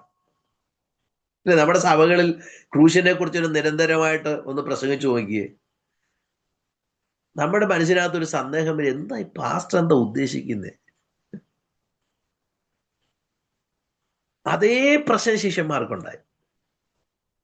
ഞങ്ങളിങ്ങനെ അങ്ങ് രാജ്യത്വം പ്രാപിച്ചു വരുന്നതും അതിനോടുകൂടെ സിംഹാസനത്തിൽ ഇരിക്കുന്നതും അങ്ങ് വാഴുന്നതും ആ സൈഡ് ഡിഷ് പോലെ ഞങ്ങളും ഇങ്ങനെ എൻ്റെ ചുറ്റുപാടും ഒക്കെ ഇരുന്ന് ഞങ്ങളും ഇങ്ങനെ വാഴുന്നതൊക്കെ ആലോചിച്ചുകൊണ്ടെങ്കിൽ ഞങ്ങൾ ഇങ്ങനെ ഇരിക്കുമായിരുന്നു. അപ്പോഴതിൻ്റെ ഇടയ്ക്ക് പറയുന്നത് ഈ മരണത്തെ കുറിച്ച്. അവിടെ നമുക്ക് ഡൈജസ്റ്റ് ചെയ്യാൻ കഴിഞ്ഞില്ല. നമുക്ക് ആർക്കും ഡൈജസ്റ്റ് ചെയ്യാൻ കഴിയത്തില്ല. നമ്മുടെ പത്രോസിനെ നമുക്ക് കുറ്റം പറയാൻ പറ്റത്തില്ല, കാരണം അത് അത്ര ഡൈജസ്റ്റ് ചെയ്യാൻ പറ്റുന്ന ഒരു അവസ്ഥയിലല്ല പത്രോസ് നിൽക്കുന്നത്. അപ്പൊ പക്ഷെ പത്രോസിന്റെ എടുത്തുകാട്ടമാണ് പ്രശ്നം. അതുകൊണ്ട് പുള്ളി എന്ത് ചെയ്തു? പുള്ളി അത് കർത്താവിനെ മാറ്റി ശാസിച്ചു തുടങ്ങി. എനിക്ക് അങ്ങനെ ഭവിക്കരുതെന്ന് പറഞ്ഞു തുടങ്ങി. ശാസിച്ചാ പറഞ്ഞത്. കാരണം അതെന്തുകൊണ്ട് പറഞ്ഞ? സ്നേഹത്തിലാ പറഞ്ഞത്, അല്ല ദേഷ്യത്തിൽ പറഞ്ഞതൊന്നല്ല, സ്നേഹം കൊണ്ടങ്ങ് പറഞ്ഞത്. അതാണ് നമ്മുടെ ശരിക്കുള്ള ബലം. ഹ്യൂമൻ അത് കർത്താവ് അതിനെ പറയുന്നുണ്ട്, നമുക്കറിയാലോ. അത് കർത്താവ് പറഞ്ഞത് മത്തായിയുടെ സുവിശേഷം 16-ാം അധ്യായം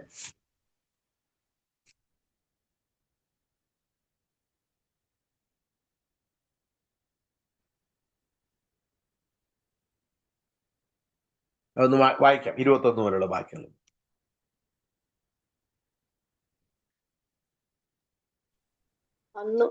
അന്നു മുതൽ യേശു താൻ യെരൂശലേമിൽ ചെന്നിട്ട് മൂപ്പന്മാർ, മഹാപുരോഹിതന്മാർ, ശാസ്ത്രിമാർ എന്നിവരാൽ പലതും സഹിച്ച് കൊല്ലപ്പെടുകയും 3-ാം നാൾ എഴുന്നേൽക്കുകയും വേണ്ടത് എന്ന് ശിഷ്യന്മാരോട് പ്രസ്താവിച്ചു തുടങ്ങി.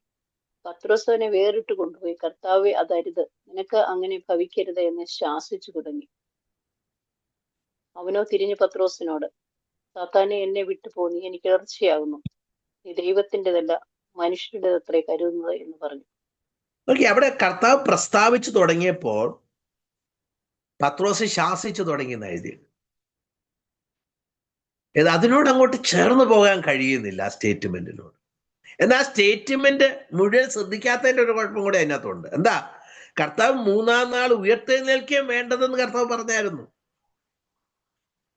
പക്ഷെ പത്രോസിന്റെ ഉള്ളിൽ അതിനകത്തെ കൊല്ലപ്പെടുന്ന കാര്യവും സഹിക്കുന്ന കാര്യവും കൊല്ലപ്പെടുന്ന കാര്യവും ഓർക്കുമ്പം കർത്താവിന് അങ്ങനെ സംഭവിക്കാൻ പത്രോസ് ഒരിക്കലും ആഗ്രഹിച്ചില്ല. അല്ലേ? നിനക്കങ്ങനെ ഭവിക്കരുതെന്നാ പറഞ്ഞത്, കർത്താവിന് അങ്ങനെ ഭവിക്കരുത്. നോക്കിയേ എന്ത് ശാസിച്ചു തുടങ്ങി. എന്നിട്ട് വായിക്കുന്നു, അവനോ തിരിഞ്ഞ് പത്രോസിനോട്, സാത്താനെ, നാം ആലോചിച്ചോക്കിയേ, നമ്മളൊന്ന് ആലോചിച്ച് നോക്കിയേ, അത് ഒന്ന് ശ്രദ്ധിച്ചു നോക്കിയേ. ഇത്ര സ്നേഹത്തോടെ പറയുന്ന ഒരാളെ കയറി സാത്താനെ എന്ന് വിളിച്ച, എനിക്ക് പത്രോസിനോടുള്ള ഏറ്റവും വലിയ റെസ്പെക്ട്. ഇത്ര എടുത്തിയാട്ടക്കാരനൊക്കെ ആണേലും കർത്താവിന്റെ ശാസനകളെ എല്ലാം തലക്കെണ്ണ പോലെ കരുതിയ ഒരു വ്യക്തിയാണ്. എന്തിന്? പൗലോസ് പോലും അന്ത്യോക്യയിൽ വെച്ച് പത്രോസിന്റെ കപടത്തെ പബ്ലിക്കായിട്ട് പറഞ്ഞപ്പം അത് അതുപോലെ റിസീവ് ചെയ്ത ഒരു വ്യക്തി, നമുക്ക് അങ്ങനെ ഒരു വ്യക്തിയെ കാണാൻ കഴിയത്തില്ല. എത്ര വലിയ ലീഡർ ആ കാലത്തെ. ശരിക്കും പറഞ്ഞ പൗലോസ് കരിസ്മാറ്റിക് പ്രീച്ചർ അല്ലായിരുന്നു. എന്നാൽ ഈ പത്രോസ് ഒരു കരിസ്മാറ്റിക് പ്രീച്ചർ ആയിരുന്നു. കരിസ്മാറ്റിക് പ്രീച്ചർ ഈ കർത്താവിൻ്റെ കൂടെ നടന്ന് നല്ല വേറെ രീതിയിൽ, പൗലോസ് വലിയ വാഗ്മിയായിരുന്നു ഒക്കെ ശരി തന്നെയാണ്, അല്ലെങ്കിൽ വേറെ രീതിയിലായിരുന്നു. ഈ പത്രോസ് വളരെ, നമുക്കറിയാമല്ലോ, നമുക്ക് ചില നമ്മുടെ സഭാപിതാക്കന്മാരൊക്കെ കാണുമ്പോൾ ആൾക്കാർക്ക് അവർ പോക്കും വരവും നിപ്പും ഒക്കെ കാണുമ്പോൾ ഒരു പ്രത്യേക ഒരു ബഹുമാനം തോന്നും. എന്ന് പറഞ്ഞതുപോലെ ഒരു പ്രത്യേക ബഹുമാനം പത്രോസിനോട് തോന്നുന്ന ഒരു നിലവാരത്തിലുള്ളൊരു വ്യക്തിയാണ്. ആ വ്യക്തിയാണ് ഈ ഇടയായിട്ട് ഒരു നവീകരണ പ്രസ്ഥാനമായിട്ട് ഇറങ്ങിയ ഒരു പാർട്ടി ശാസിക്കുന്നത്. അപ്പൊ അങ്ങനെ ശാസിച്ചപ്പോൾ he received it with humility. അത് നമുക്ക് ഈ പത്രോസിനെ നമുക്ക് കാണാനായിട്ട് സാധിക്കും. ഞാൻ പറയാം, അങ്ങനെ ശാസിച്ചപ്പോൾ നോക്കി ഇവിടെ വായിക്കുന്നു, സാത്താനെ നീ എന്നെ വിട്ടു പോ എന്നിട്ട് പറയാണ്. കാരണം സാത്താനെ ഉപയോഗിക്കാം. നമ്മളിത് മനസ്സിലാക്കേണ്ട ഒരു കാര്യം എന്താണെന്ന് വെച്ച് കഴിഞ്ഞാൽ, സാത്താൻ ആരെയും എപ്പോഴും എങ്ങനെ വേണേലും ഉപയോഗിക്കാം. നിർബന്ധമൊന്നുമില്ല. ഉപയോഗിക്കപ്പെടാൻ തക്കവണ്ണം നമ്മൾ മാനുഷികമായിട്ട് ചിന്തിക്കാൻ പോയാൽ പിശാചിന് പെട്ടെന്ന് ഡോറ് തുറന്നു കൊടുക്കുന്നവരെയാണ്. നമ്മുടെ മാനുഷികമായ നമ്മുടെ ചിന്തകൾ പിശാചിന് ഡോറ് നമ്മൾ തുറന്നു കൊടുക്കുക. പിശാചിന് പെട്ടെന്നാണ് കയറുന്നത്. ഇപ്പം നിങ്ങൾ ആരെങ്കിലും എന്നെ വഴക്ക് പറഞ്ഞു, എന്നോട് പറഞ്ഞു ഈ മെസ്സേജ് ശരിയായില്ല എന്ന് പറഞ്ഞു, ഉടനെ ഞാൻ വിചാരിക്കട്ടെ, ഞാൻ ഈ രാവിലെ വെളുപ്പനെ ഇരുന്ന് ഇവരോട് സംസാരിച്ച് ഇതാണ് ഞാൻ കേൾക്കേണ്ടി എന്നൊന്ന് ഞാൻ ചിന്തിക്കുമ്പം ഞാൻ ആർക്കാ ഡോറ് കൊടുത്തെന്നറിയാവോ? പിശാചിന് ഞാൻ വാതിൽ തുറന്നു കൊടുക്കുക. പിന്നെ നിങ്ങൾക്ക് എന്നെ സാത്താനെന്ന് നിങ്ങൾക്ക് വിളിക്കാനുള്ള വഴി ഞാൻ എന്ത് ചെയ്തു? തുറന്നു കൊടുത്തു. അതാണ് ഇവിടെ പത്രോസിന് സംഭവിച്ചത്. നോക്കിയേ, സാത്താനെ നീ എന്നെ വിട്ടുപോ, നീ എനിക്ക് ഇടർച്ചയാകും. പിശാച് തന്നെയാണ് സംസാരിച്ചത്. അല്ലാതെ നമുക്കറിയാം പത്രോസ് അല്ല സംസാരിച്ചു, പിശാച് സംസാരിച്ചു. എന്നാൽ പിശാച് സംസാരിച്ചെങ്കിൽ Pathros was influenced, Peter was influenced by Satan completely. Possessed അല്ല. നമ്മൾ വിചാരിക്കുന്ന ഒരു ഈവിൾ സ്പിരിറ്റ് കയറിയ പൊസഷൻ അല്ല, അത് നമ്മൾ പറയുന്നത് ഇൻഫ്ലുവൻസ്ഡ്. അങ്ങനെ ഒരു ഇൻഫ്ലുവൻസ് കിട്ടി. ആ ഇൻഫ്ലുവൻസിനകത്താണ് വായിക്കുന്നത്. എന്നിട്ട് കർത്താവ് പത്രോസിനോടാ പറയുന്നത്, നീ ദൈവത്തിൻ്റെതല്ല മനുഷ്യൻ്റെത് അത്ര കരുതുന്നതെന്ന് പറഞ്ഞു. നമുക്കറിയാം, നമ്മുടെ ദൈവത്തിൻ്റെതല്ലാതെ മാനുഷികമായിട്ട് ചിന്തിക്കാനുള്ളൊരു പ്രവണത നമുക്ക് ഭയങ്കരമാണ്. അതാണ് നമ്മുടെ ഞാൻ പറഞ്ഞത്, നമ്മുടെ ഒരു മാനുഷിക ബലഹീനത എന്ന് പറയും. അത് പിശാചിന് ഇടം കൊടുക്കുന്ന ബലഹീനതയാണ്. നമുക്ക് വീണ്ടും വേണം പ്രാർത്ഥിക്കേണ്ടതിൻ്റെ ഇങ്ങനത്തെ തന്നെ പ്രശ്നമാണ്. നമുക്ക് അറിയത്തില്ല എന്താ പ്രാർത്ഥിക്കേണ്ടത്. ബുദ്ധി കൊണ്ട് ഞാൻ പ്രാർത്ഥിക്കും, ആത്മാവ് കൊണ്ടും ഞാൻ പ്രാർത്ഥിക്കും. എന്നാൽ ഇത് പറയുന്നത് വേറൊരു കാര്യമാണ്. എനിക്ക് ആത്മാവ് കൊണ്ടും പ്രാർത്ഥിക്കാൻ പറ്റും, ബുദ്ധി കൊണ്ടും പ്രാർത്ഥിക്കാൻ പറ്റും. അത് അന്യഭാഷയിൽ പ്രാർത്ഥിക്കുന്നതിനെ കുറിച്ചും അതുപോലെ തന്നെ ഇന്റലക്ച്വലി ഞാൻ പ്രാർത്ഥിക്കുന്നതിനെ കുറിച്ചും പറയുന്നത്. എന്നാൽ ആത്മാവിൽ പ്രാർത്ഥിക്കാൻ എന്നെ സജ്ജമാക്കേണ്ടത് വളരെ ആവശ്യമാണ്. നമുക്കറിയാം, ആത്മാവിൽ പ്രാർത്ഥിക്കുക എന്ന് പറഞ്ഞു കഴിഞ്ഞാൽ ബുദ്ധി കൊണ്ട് പ്രാർത്ഥിച്ചാലും ശരി, ആത്മാവ് കൊണ്ട് പ്രാർത്ഥിച്ചാലും ശരി, ആ ആത്മാവ് കൊണ്ടെന്നുള്ളത് അത് ശരിക്കും ഒരു ആത്മാവിൽ പ്രാർത്ഥിക്കുന്ന ഒരു അനുഭവം വേണം. കൊരിന്ത്യയിലെ സഭയിലുള്ള വിശ്വാസികൾ അന്യഭാഷ പ്രാർത്ഥിക്കുന്നവരാണ്, പക്ഷെ അവർ ആത്മാവിലല്ല പലപ്പോഴും പ്രാർത്ഥിക്കുന്നത്. അത് അവരുടെ ജീവിതത്തെ ബാധിച്ചിരുന്നു. അവരെ അഹങ്കാരികളാക്കി അവരെ മാറ്റി. അവർ കൃപാവരങ്ങൾ പ്രശംസിച്ച് ക്രിസ്തുവിൽ പ്രശംസിക്കുന്നവരാകാതെ മാറി. അതിന് കാരണം അവരുടെ ആത്മാവിൽ അവർ ജീവിക്കാൻ പഠിച്ചില്ല. അവരുടെ ബലഹീനതകളിൽ അവർ ദൈവത്തെ അന്വേഷിക്കേണ്ടമെന്ന് അവർ അന്വേഷിച്ചില്ല. നോക്കിയേ, ഇവിടെ എഴുതിയിരിക്കുന്ന കാര്യം അതെങ്ങനെയാണ്. ആവണ്ണം തന്നെ ആത്മാവ് നമ്മുടെ ബലഹീനതയ്ക്ക് തുണ നിൽക്കുന്നു. വേണ്ടും പോലെ പ്രാർത്ഥിക്കേണ്ടത് എന്തെന്ന് നാം അറിയുന്നില്ലല്ലോ. നമുക്കറിയാം ഇതൊരു വലിയൊരു പ്രശ്നമാണ്. പല കാര്യങ്ങളും നമുക്ക് അറിയത്തില്ല. ഞാൻ കഴിഞ്ഞ ദിവസം ഗിദെയോന്റെ ജീവിതം വായിച്ചപ്പം ധ്യാനിച്ചപ്പോൾ എനിക്ക് മനസ്സിലാക്കി, ഗിദെയോന് പല പ്രശ്നങ്ങൾ ഇങ്ങനെ ഉണ്ടായിരുന്നു. ആളൊരു പരാക്രമശാലിയാണെങ്കിലും ആൾക്ക് പല കാര്യങ്ങളെ കുറിച്ചിട്ടും സാഹചര്യങ്ങൾ തന്നെ നിയന്ത്രിച്ചിരുന്നു. നമുക്കറിയാം, നമുക്കത് വേണമെങ്കിൽ ഒന്ന് വായിക്കാം. ന്യായാധിപന്മാരുടെ പുസ്തകം എടുത്ത് നോക്കുമ്പോൾ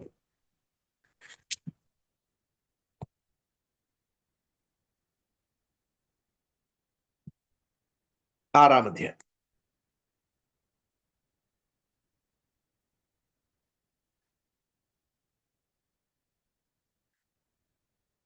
അതിന്റെ 13-ാം വാക്യം 12 മുതൽ. യഹോവയുടെ ദൂതൻ അവന് പ്രത്യക്ഷനായി, അല്ലയോ പരാക്രമശാലിയെ, യഹോവ നിന്നോട് കൂടെ ഉണ്ട് എന്ന് അവനോട് പറഞ്ഞു. ഗിദെയോൻ അവനോട്, അയ്യോ യജമാനനെ, യഹോവ നമ്മോട് കൂടെ ഉണ്ടെങ്കിൽ നമുക്ക് ഇതൊക്കെ ഭവിക്കുന്നത് എന്ത്? യഹോവ നമ്മെ മിസ്രൈമിൽ നിന്ന് കൊണ്ടുവന്നു എന്ന് നമ്മുടെ പിതാക്കന്മാർ നമ്മോട് അറിയിച്ചിട്ടുള്ള അവന്റെ അത്ഭുതങ്ങളൊക്കെയും എവിടെ? ഇപ്പോൾ ചോദ്യം ഇതാ അല്ലേ, ഇമ്മാനുവേൽ, ദൈവം നമ്മോടുകൂടെ. പിന്നെ ഈ ദൈവം നമ്മോടുകൂടെ ആണെങ്കിൽ പിന്നെ എന്താ എനിക്കിങ്ങനെ സംഭവിക്കുന്നത്? എന്തുകൊണ്ട് എൻ്റെ കുടുംബത്തിന് ഇങ്ങനെ സംഭവിക്കുന്നു? കാരണം നമ്മൾ വിചാരിക്കുന്നത് നമ്മുടെ ഒരു പ്രശ്നം ജാതികൾക്ക് അങ്ങനെയൊക്കെ സംഭവിക്കാം, പക്ഷെ ഇനി ഞങ്ങൾക്ക് അങ്ങനെ സംഭവിക്കാം. അദ്ദേഹത്തിന് സംഭവിച്ചതല്ല പ്രശ്നം. അവിടെ അദ്ദേഹത്തെ പറഞ്ഞ കാര്യമാണ് അതിനകത്ത് ഉള്ളിൽ പ്രശ്നം ഉണ്ടാക്കി. 12-ാം വാക്യം വായിക്കുകയാണ്, അല്ലയോ പരാക്രമശാലി, യഹോവ നിന്നോടുകൂടെ ഉണ്ടെന്ന് പറഞ്ഞപ്പോ അവന് പരാക്രമശാലിയാണ്. ആള് പരാക്രമശാലിയാണെന്ന് നമുക്കറിയാം. കാരണം എന്താണെന്ന് വെച്ച് കഴിഞ്ഞാൽ മുന്തിരിച്ചക്കിലിരുന്ന് ഗോതമ്പ് വിധിച്ച പാർട്ടിയാണ്, സാധാരണ പാർട്ടിയൊന്നുമല്ല. പരാക്രമശാലി ആള്. കാരണം എന്താന്ന് വെച്ച് കഴിഞ്ഞാൽ ഒരിക്കലും ശത്രുവിന് അത് മനസ്സിലാകത്തില്ല. അപ്പൊ അങ്ങനെയുള്ള ഒരു മിടുക്കനായ വ്യക്തിയാണെങ്കിൽ അവന്റെ ഉള്ളിലെ ഒരു ഹ്യൂമനായിട്ട് അവൻ ചിന്തിക്കുകയാണ്, ദൈവം എൻ്റെ കൂടെ ഉണ്ടെന്ന് പറയുകയാണെങ്കിൽ എന്താ ഞങ്ങളുടെ ജീവിതത്തിൽ ഇങ്ങനെ സംഭവിക്കുന്നത്? എന്തുകൊണ്ടാണ് മീഡിയാനിറ്റ് ഇതൊക്കെ കൊണ്ടുപോകുന്നത്? അവർ അത്ഭുതങ്ങൾ എന്നിട്ട് ചോദിക്കുകയാണ്, യഹോവ നമ്മെ മിസ്രൈമിൽ നിന്ന് കൊണ്ടുവന്ന എന്ന് നമ്മുടെ പിതാക്കന്മാർ നമ്മോട് അറിയിച്ചിട്ടുള്ള അവന്റെ അത്ഭുതങ്ങൾ എവിടെയാണ്? നമ്മുടെയൊക്കെ പ്രശ്നങ്ങൾ വരുമ്പോൾ നമ്മൾ ചോദിക്കുന്ന ഒരു ചോദ്യമാണ്, എൻ്റെ ദൈവമേ, ഞാൻ രക്ഷിക്കപ്പെട്ട എന്തെല്ലാം അത്ഭുതം കണ്ടാ വന്നത്? അത്ഭുതത്തിന്റെ ഒരു ഘോഷയാത്രയായിരുന്നു എൻ്റെ ക്രിസ്തീയ ജീവിതത്തിന്റെ തുടക്കം. എന്നെ ഇപ്പൊ ഞാൻ കൈയും കാലിട്ട് അടിക്കുന്നത് എന്താ? ഇങ്ങനെ എന്താ ഈ പഴയ അത്ഭുതം ഒന്നും നടക്കാത്തത് എന്താണ്? പണ്ട് ഞാൻ അങ്ങോട്ട് ഇറങ്ങുന്നു, ശാസിക്കുമ്പോ തന്നെ മേഘമെല്ലാം പോകുന്നു, മഴയൊക്കെ നിൽക്കുന്നു, എന്തെല്ലാം കാര്യങ്ങളാണ് നമുക്ക് പറയാനുള്ളത്. എന്നാൽ ഇപ്പോഴെന്താ അങ്ങനെ നടക്കാത്തത് എന്നുള്ളൊരു ചോദ്യം ഗിദെയോൻ ചോദിക്കുകയാണ്. നോക്കി, അവിടെ വായിക്കുന്നത് ഇങ്ങനെയാണ്. നമുക്ക് താഴോട്ട് നമുക്ക് വായിക്കാം. ഇപ്പോൾ യഹോവ നമ്മെ ഉപേക്ഷിച്ചു മിദ്യാനയുടെ കയ്യിൽ ഏൽപ്പിച്ചിരിക്കുന്നുവല്ലോ എന്ന് പറഞ്ഞു. അപ്പോൾ യഹോവ അവനെ നോക്കി, നിന്റെ ഈ ബലത്തോടെ പോക, നീ ഇസ്രായേലിനെ മിദ്യാനയുടെ കയ്യിൽ നിന്ന് രക്ഷിക്കും, ഞാനല്ലയോ നിന്നെ അയക്കുന്നത് എന്ന് പറഞ്ഞു. അവൻ അവനോട്, അയ്യോ കർത്താവേ, ഞാൻ ഇസ്രായേലിനെ എങ്ങനെ രക്ഷിക്കും? മനശ്ശയിൽ എന്റെ കുലം എളിയതും. ദൈവം നിന്നോടുകൂടെ ഉണ്ടെന്നുള്ള ബലത്തോടെ നീ എന്ത് ചെയ്യുക? ഈ ബലത്തോടെ പോകുക എന്ന് പറഞ്ഞു കഴിഞ്ഞാൽ നിന്റെ ആരോഗ്യത്തിന്റെ ഇത് കൊടുക്കാനല്ല ഇവിടെ പറയുന്നത്. ദൈവം നിന്നോടുകൂടെ ഉണ്ട് എന്ന് ദൈവം അരുളി ചെയ്ത ഈ ബലത്തോടെ വേണം ഗിദെയോൻ എന്ത് ചെയ്യാൻ? പോകാൻ. നമ്മുടെ സുശേഷ വേലയിൽ, നമ്മുടെ ക്രിസ്തീയ ജീവിതത്തിൽ നമ്മുടെ ധൈര്യം എന്താന്ന് വെച്ച് കഴിഞ്ഞാൽ ദൈവം നമ്മുടെ കൂടെ ഉണ്ട്. ആ ദൈവം നമ്മുടെ കൂടെ ഉണ്ടെന്ന് മാത്രമല്ല, നമ്മൾ നേരത്തെ കേട്ടു, ആത്മാവെന്ന ആദ്യ ദാനം ലഭിച്ചവരാ നമ്മള്, ആത്മാവെന്ന അച്ചാരം ലഭിച്ചവരാ നമ്മൾ. അത് നമുക്കൊരു ഗ്യാരണ്ടി ആയിട്ട്, നമ്മുടെ ശരീരത്തിന്റെ വീണ്ടെടുപ്പിന്റെ ഗ്യാരണ്ടി ആയിട്ട് ആ പുത്രത്വത്തിന്റെ ആത്മാവിനെ ദൈവം നമുക്ക് തന്നിരിക്കുകയാണ്, നമ്മുടെ ശരീരത്തിന്റെ വീണ്ടെടുപ്പായ പുത്രത്വം പ്രാപിക്കുന്നത് വരെ എന്ന് പറഞ്ഞിട്ട് പറയുകയാണ്. വായിച്ചാട്ടെ, ഈ ബലത്തോടെ പോകാം. നീ ഇസ്രായേലിനെ മിദ്യാനയുടെ കയ്യിൽ നിന്ന് രക്ഷിക്കും, ഞാനല്ലയോ നിന്നെ അയക്കുന്നത് എന്ന് പറഞ്ഞു. അവൻ അവനോട്, അയ്യോ കർത്താവേ, ഞാൻ ഇസ്രായേലിനെ എങ്ങനെ രക്ഷിക്കും? മനശ്ശയിൽ എന്റെ കുലം എളിയതും എന്റെ കുടുംബത്തിൽ വെച്ച് ഞാൻ ചെറിയവനുമല്ലോ എന്ന് പറഞ്ഞു. യഹോവ അവനോട്, ഞാൻ നിന്നോട് കൂടെ ഇരിക്കും, നീ മിദ്യാനരെ ഒരു ഒറ്റ മനുഷ്യനെ പോലെ തോൽപ്പിക്കും എന്ന് കൽപ്പിച്ചു. അതിന് അവൻ നോക്കിയേ, പറയുകയാണ്, അവിടെയും പറയുന്ന കാര്യം, ഞാൻ നിന്നോടുകൂടെ ഇരിക്കും, നീ മിദ്യാനൊരു ഒറ്റ മനുഷ്യരെ പോലെ. എന്നാ അടുത്ത വാക്യം ശ്രദ്ധിക്കണം. അവൻ എന്നോട്, അതിന് അവൻ, നിനക്ക് എന്നോട് കൃപയുണ്ടെങ്കിൽ എന്നോട് സംസാരിക്കുന്നത് നീ തന്നെ എന്നതിന് ഒരു അടയാളം കാണിച്ചു തരണമേ. ഞാൻ പോയി എന്റെ വഴിപാട് കൊണ്ടുവന്ന്. നീ തന്നെയാണ് സംസാരിക്കുന്നതിന് എനിക്കൊരു അടയാളം കാണിച്ചു തരണം അല്ലെ? നമുക്ക് പിന്നെ സംശയങ്ങളാ. കാരണം നമ്മുടെ സാഹചര്യങ്ങളാണ് നമ്മൾ നോക്കുന്നത്. നമ്മൾ നമ്മുടെ ശരീരത്തിന്റെ ബലഹീനതയിലേക്ക് നോക്കുമ്പോൾ, നമ്മുടെ ജീവിതത്തിൽ ജയിക്കാൻ പറ്റാത്ത ചില പാപങ്ങളിലേക്ക് നമ്മൾ നോക്കുമ്പോൾ, നമ്മുടെ ജീവിതത്തിന്റെ ചില വൈരുദ്ധ്യങ്ങളെ നമ്മൾ നോക്കുമ്പോൾ, നമുക്ക് ആകെപ്പാടെ ചോദ്യങ്ങളാണ്. ഈ ചോദ്യങ്ങൾ ഗിദിയോനുണ്ടായ ചോദ്യങ്ങളും ഇത് തന്നെയാണ്. നമുക്കറിയാമല്ലോ. അതേപോലെ തന്നെ അദ്ദേഹത്തിന്റെ ഒരു ചോദ്യം കൂടെ ചിന്തിച്ചിട്ട്, ഒരു ഭാഗം കൂടെ ചിന്തിച്ചിട്ട് നമുക്ക് ആ ഭാഗം വിടാം. അതിന്റെ 36-ാം വാക്യം വായിച്ചാൽ. അപ്പോൾ ഗിദെയോൻ ദൈവത്തോട്, നീ അരുളി ചെയ്തതുപോലെ ഇസ്രായേലിനെ എന്റെ കൈയാൽ രക്ഷിക്കുമെങ്കിൽ ഇതാ, ഞാൻ രോമമുള്ള ഒരു ആട്ടിൻ തോൽ കളത്തിൽ നിവർത്തിടുന്നു. മഞ്ഞ് തോലിന്മേൽ മാത്രം ഇരിക്കുകയും നിലമൊക്കെയും ഉണങ്ങിയിരിക്കുകയും ചെയ്താൽ നീ അരുളി ചെയ്തതുപോലെ ഇസ്രായേലിനെ എന്റെ കൈയാൽ രക്ഷിക്കുമെന്ന് ഞാൻ അറിയുമെന്ന് പറഞ്ഞു. അങ്ങനെ തന്നെ സംഭവിച്ചു. അവൻ പിറ്റേന്ന് അധികാലത്ത് എഴുന്നേറ്റ് തോൽ രക്ഷിക്കുമെങ്കിൽ, ആ ചോദ്യം നിൽക്കണേ, രക്ഷിക്കുമെങ്കിൽ അദ്ദേഹത്തിന്റെ സംശയം ക്ലാരിഫൈ ചെയ്യുകയാണ്. നമുക്കറിയാം, ഇങ്ങനെ വരുമ്പോ നമുക്ക് എന്ത് ചെയ്യണം? നമുക്കിങ്ങനെ, അതുകൊണ്ട് ഇനി ഒരു കാര്യം ചെയ്യാം, ആ ബ്ലാങ്കറ്റ് എടുത്ത് നമുക്കൊന്ന് വെളിയിലിട്ട് നോക്കിയാലോ?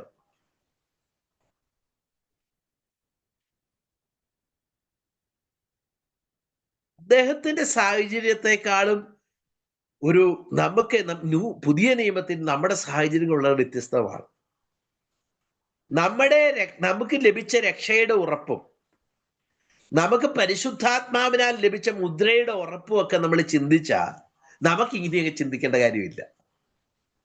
ഇതിനും അപ്പുറമായ ഒരു കാര്യം ദൈവം നമ്മുടെ ജീവിതത്തിൽ ചെയ്തു.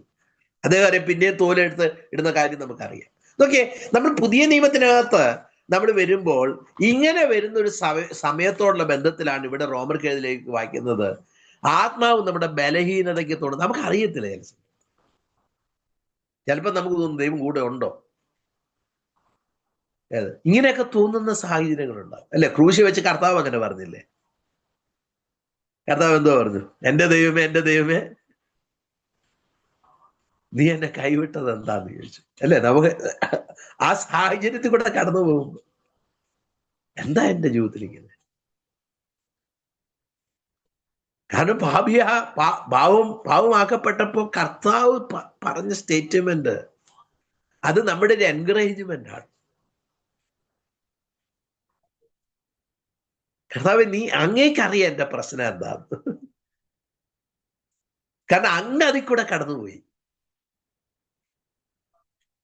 പാപമറിയാത്തവൻ എനിക്ക് വേണ്ടി പാപമാക്കപ്പെട്ടപ്പോൾ, ദൈവം തന്റെ പുത്രന്റെ ശരീരത്തിൽ പാപത്തിന് ശിക്ഷ വിധിച്ചപ്പോൾ തന്റെ പുത്രൻ ഇരുന്ന് നിലവിളിക്കുകയാണ്, എൻ്റെ ദൈവമേ നീ എന്നെ കൈവിട്ടത്. ഇത് നമ്മളോട് പറയുന്ന ഒരു കാര്യം എന്താന്ന് വെച്ച് കഴിഞ്ഞാൽ, don't worry about your problems. യേശു പറയാണ്, നീ എൻ്റെ അടുത്ത് വാ, I know your weakness. I have gone through it. നോക്കിയേ, അതിന് ഇവിടെ വായിക്കുന്നത് ഇത് നമുക്കറിയാന്ന് മാത്രമല്ല, ഇവിടെ നമുക്കുള്ള ഒരു ബലം ഇതാണ്.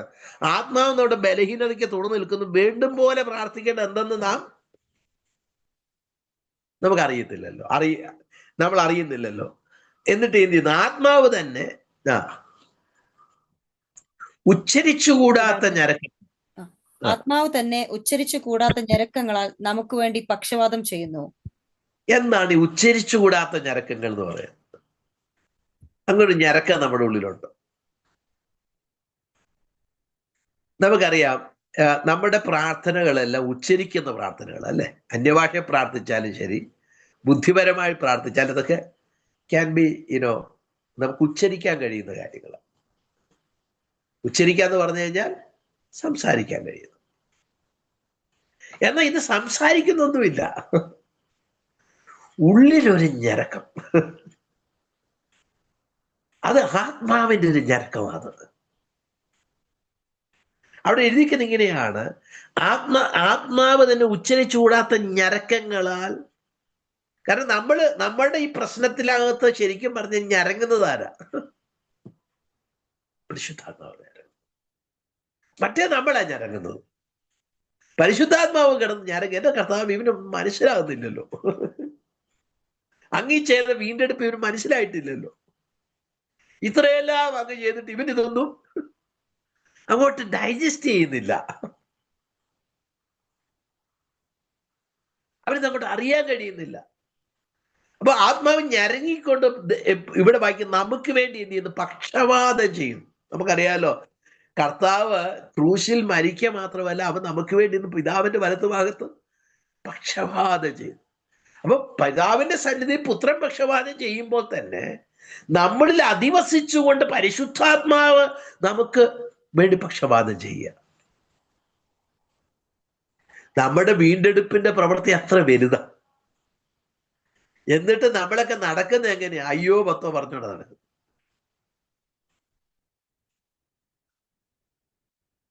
അല്ലേ? ഞാൻ ചിലപ്പോ ഈ ചില എൻ്റെ ഒരു സ്നേഹിതനുണ്ടായിരുന്നു വിദേശത്ത്. അവന് നല്ല ജോലിയും സാലറി ഒക്കെ ഉണ്ടെങ്കിലും അവന് ഇടയ്ക്കിടയ്ക്ക് എന്നോട് വിളിക്കുമ്പോൾ പറയും, കുറേ ഭയങ്കര കഷ്ടങ്ങളും പ്രയാസങ്ങളൊക്കെ കൊണ്ട് പ്രാർത്ഥിച്ചോണേ എന്ന് പറയും. ഞാൻ പറയും, ശരിയടാ, പ്രാർത്ഥിച്ചാൽ കുഴപ്പമൊന്നുമില്ല എന്ന് പറയും.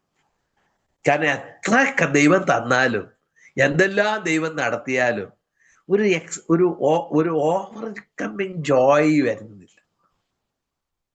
Still struggling with small things, not rejoicing.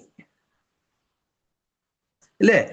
നമ്മുടെയൊക്കെ സങ്കടവും പരിഭവവും ഒക്കെ കണ്ടു കഴിഞ്ഞാൽ, പൗലോസിനെയൊക്കെ കാരാഗ്രഹത്തിൽ നിന്ന് വരാൻ നേരത്ത് നമ്മുടെ സങ്കടവും പരിഭവവും കണ്ടു കഴിഞ്ഞാൽ ഒരെണ്ണം വെച്ച് തന്നാലും കുഴപ്പമില്ല എന്ന് തോന്നുന്നില്ലേ?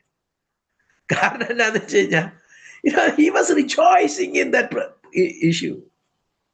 നമ്മളായിരുന്നെങ്കിൽ അവിടെ ഉടനെ വാട്സപ്പിനകത്ത് മെസ്സേജ് ഒക്കെ അയച്ചതിന് ഇംഗ്ലണ്ടിലോട്ട് US-ലോട്ടൊക്കെ ഞാൻ ഇവിടുന്ന് മെസ്സേജ് അയക്കും, സഹോദരങ്ങളെ, ഞാൻ ഇങ്ങനെ ഒരു ജയിലിലൊക്കെ ആയിരിക്കുന്നു, നിങ്ങൾ എനിക്ക് വേണ്ടി പ്രാർത്ഥിക്കണം. ഏത് നോട്ട് റിജോയ്സിങ്. ഏത് എന്തോ ഒരു അനർത്ഥം വന്നതുപോലെയല്ലേ നമ്മളിത് പറയുന്നത്? അത് അനർത്ഥം തന്നെ അല്ലെന്നൊന്നും പറയുന്നില്ല. പൗലോസ് പറയുന്ന പോലെ എനിക്ക് ഭവിച്ചത് അത് സുവിശേഷീകരണത്തിന് വേണ്ടി അങ്ങനെ ഭവിച്ചതാണ്. നോക്കി, ഇവിടെ നമ്മൾ വിചാരിക്കുന്നത് എന്തെന്ന് നാം അറിഞ്ഞുകൂടല്ലോ, ആത്മാവ് തന്നെ ഉച്ചരിച്ചുകൂടാത്ത ഞരക്കങ്ങളെ നമുക്ക് വേണ്ടി പക്ഷപാതം ചെയ്തു. കാരണം നമുക്കറിയത്തില്ല. ഞാനൊരിക്കലും നമ്മുടെ ശക്തിയോട് നമ്മളെ കൊണ്ട് കഴിയത്തില്ല. നമ്മൾ വിചാരിക്കുന്ന പോലെ അല്ല. നമ്മൾ വിചാരിക്കും പത്രോസിനെ പോലെ ഞാൻ നിനക്ക് വേണ്ടി മരിക്കാനും തയ്യാറാണെന്ന് പത്രോസ് പറഞ്ഞതുപോലെ നമ്മളും അതേ സ്പിരിറ്റ്. പ്രത്യേകിച്ച് നമുക്കൊന്ന് ഞായറാഴ്ച സഭായോഗത്തിനൊന്ന് അന്യഭാഷയൊക്കെ പറഞ്ഞ് ആരാധിച്ച് ഒരു പ്രവചന ദൂത് വല്ലതും കേട്ട് നിറഞ്ഞിരിക്കുമ്പോൾ നമ്മൾ പത്രോസിനേക്കാൾ ഒരു 10 ഡിഗ്രി കൂടുതലാണ്. പിന്നെ എന്തിനും തയ്യാറായിട്ടാണ് നമ്മൾ ഇറങ്ങുന്നത്. നമുക്കറിയാം, ഒരു സ്ത്രീയുടെ മുമ്പിൽ ഒരു ബാല്യക്കാരത്ത് കൊണ്ട് പ്രാഗിയതുപോലെ നമ്മൾ എത്ര എന്തെല്ലാം സ്റ്റേറ്റ്മെന്റുകൾ പറഞ്ഞിട്ടുണ്ട് ഈ സഭായോഗം കഴിഞ്ഞിട്ട്. നമ്മളൊന്ന് ഓർത്തു നോക്കിയാണ്, അല്ലേ? ഒരു അറിവും ഇല്ലാത്ത ബാല്യക്കാരത്ത് പറയണ്ടല്ലോ, വീട്ടിൽ ചെന്ന് ഭാര്യ പറഞ്ഞാൽ മതി, പത്രോസിന്റെ സ്വഭാവം മാറും.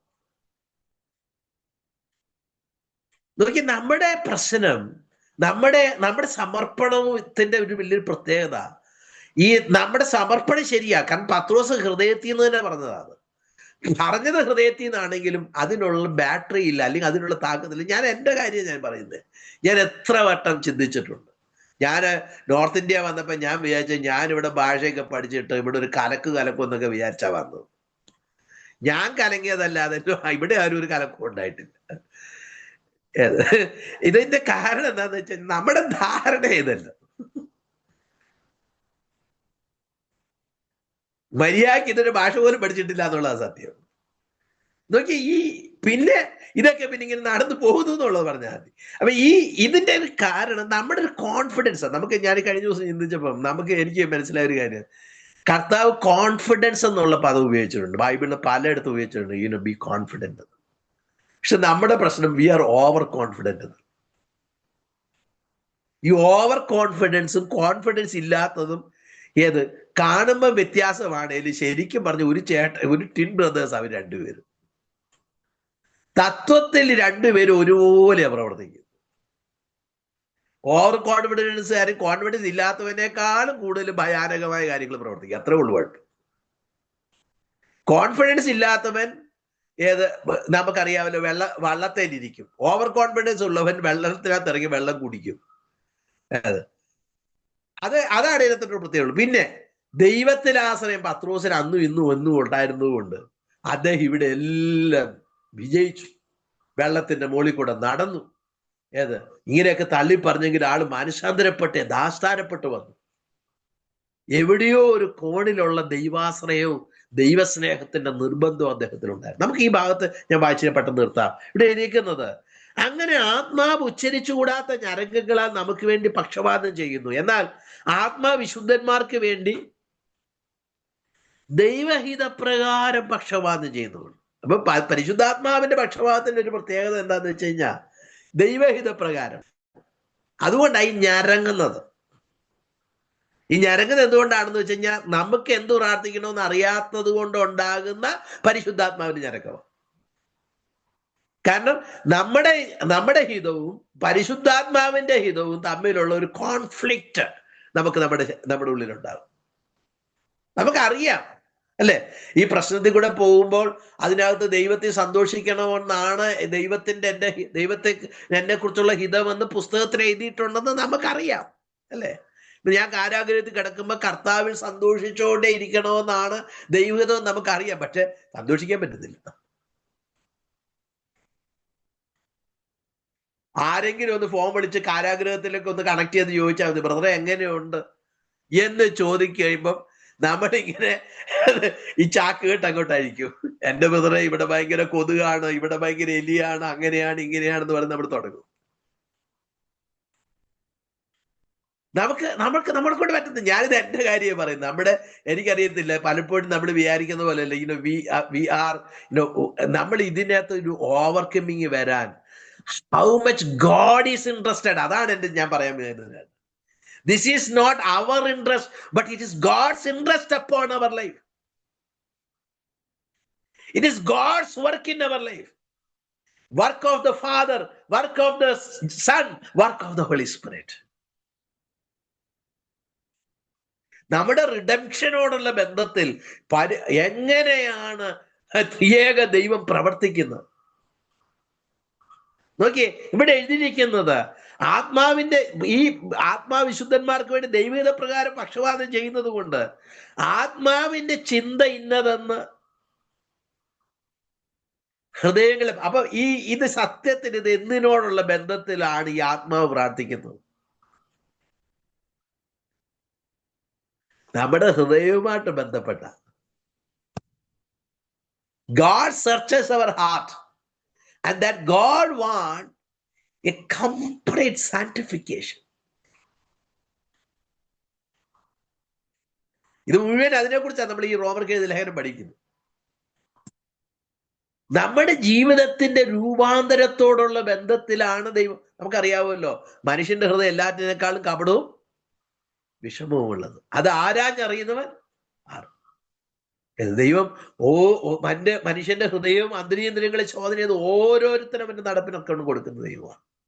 ആ ചിന്തയിലാണ് ഇവിടെ വായിക്കുന്നത്. നമ്മുടെ ആത്മാവിന്റെ ചിന്ത ഇന്നതെന്ന് ഹൃദയങ്ങളെ പരിശോധിക്കുന്നത്. നമ്മുടെ ഹൃദയത്തെ പരിശോധിക്കുന്നവൻ നോക്കുന്നത് എന്താണെന്നറിയാവോ? നമ്മുടെ ഹൃദയത്തിന്റെ കാര്യമല്ല നോക്കുന്നത്, ആത്മാവ് എന്താണ് ഇവരെ കുറിച്ച്. What the comforter says, what the advocate says. ഇവിടെ നമ്മുടെ ഉള്ളിൽ ഒരു അഡ്വക്കേറ്റ് ആയിട്ട്, സ്വർഗത്തിനൊരു അഡ്വക്കേറ്റ് ഉണ്ട്, ഭൂമിയിൽ നമുക്കൊരു അഡ്വക്കേറ്റ് ഉണ്ട്. ഞാൻ ഈ കഴിഞ്ഞ ദിവസം ഞാൻ കേട്ടത് കംഫർട്ട് എന്നുള്ള പദത്തിന്റെ ഒരു അഡ്വക്കേറ്റിംഗ് എന്നുള്ളൊരു പദം കൂടെ അതിനകത്ത് കയറുന്നു. So Holy Spirit is advocating for us. നമുക്കറിയത്തില്ല. ഞാനത് കോർട്ട് റൂമിൽ ചെന്ന് സാക്ഷ്യം പറയാൻ വരുമ്പോൾ വക്കീൽ 4 ചോദ്യം ചോദിച്ചു കഴിയുമ്പോഴത്തേക്ക് നമ്മൾ പറയാൻ ഉദ്ദേശിച്ചൊന്നും ആയിരിക്കില്ല നമ്മൾ പറയുന്നത്.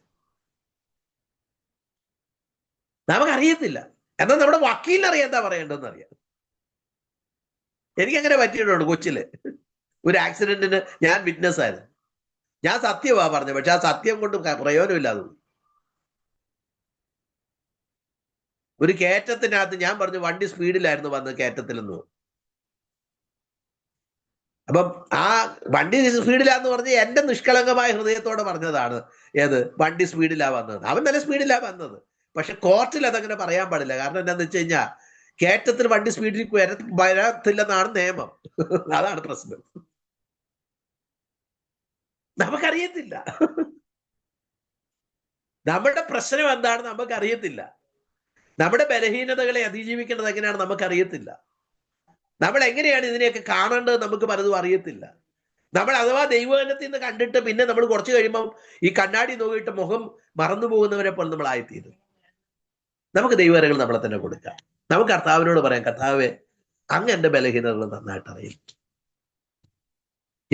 നമ്മുടെ ബലഹീനതകളെ ചുമന്ന ഒരു വ്യക്തി നമുക്ക് വേണ്ടി അഡ്വക്കേറ്റ് ചെയ്യുന്നു.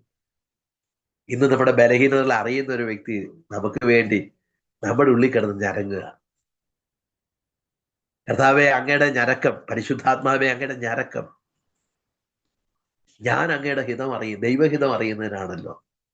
എനിക്കത് അറിയത്തില്ല കർത്താവ്. എന്നാ ഞാനത് അറിയുന്നത് പോലെ അറിയാം. കാരണം അതിൻ്റെ താഴോട്ടൊക്കെ വരുമ്പോഴാണ് ആ ദൈവഹിതം എന്താണെന്ന് അറിയുന്നത്. നമ്മൾ താഴോട്ട് വായിക്കുമ്പോൾ എന്നാൽ ദൈവത്തെ സ്നേഹിക്കുന്നവർക്ക് നിർണയപ്രകാരം വിളിക്കപ്പെട്ടവർക്ക് തന്നെ സകലവും നന്മയ്ക്കായി കുടികാരി. എന്തുകൊണ്ടാണ്? ഈ പരിശുദ്ധാത്മാവിന്റെ ഈ പക്ഷപാതം ഉള്ളതുകൊണ്ട്. എന്നിട്ട് വായിക്കുകയാണ്, അവൻ മുന്നറിഞ്ഞവരെ തൻ്റെ പുത്രൻ അനേക സഹോദരന്മാർ ആദിജാതനാകണം, അവന്റെ സ്വരൂപത്തോട് അനുരൂപപ്പെടാൻ ബുദ്ധിവെച്ചു. What is the ultimate calling? Not going to heaven, but partaking the divine nature. സ്വർഗത്തിൽ പോവുക എന്നുള്ളതല്ല. സ്വർഗത്തിലാണ് നമ്മൾ ഇരുത്തിയിരിക്കുന്നത് തന്നെ. ഇനി പോകാനും മാത്രമൊന്നുമില്ല, അവിടെ ഓൾറെഡി ഇരുത്തിയിരിക്കുക. ഇനി അവിടെ ഇരിക്കുന്ന ഇടം ഏതാണെന്നൊന്ന് ശരിക്കൊന്ന് തിരിച്ചറിഞ്ഞാൽ മതി. അത് ഈ ശരീരം മാറുമ്പോൾ ശരിയാവും, തിരിച്ചറിയും. അതിനാ ടേക്കൺ അപ്പ് എന്ന് പറയുന്നത്.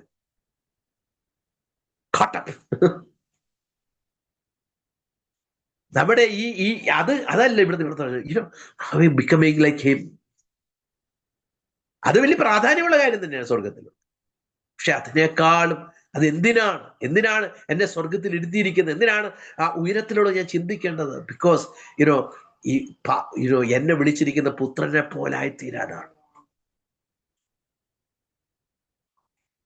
അങ്ങനെ വിളിച്ചവരെ നീതീകരിച്ച് തിരസ്കരിച്ചിരിക്കുന്നു.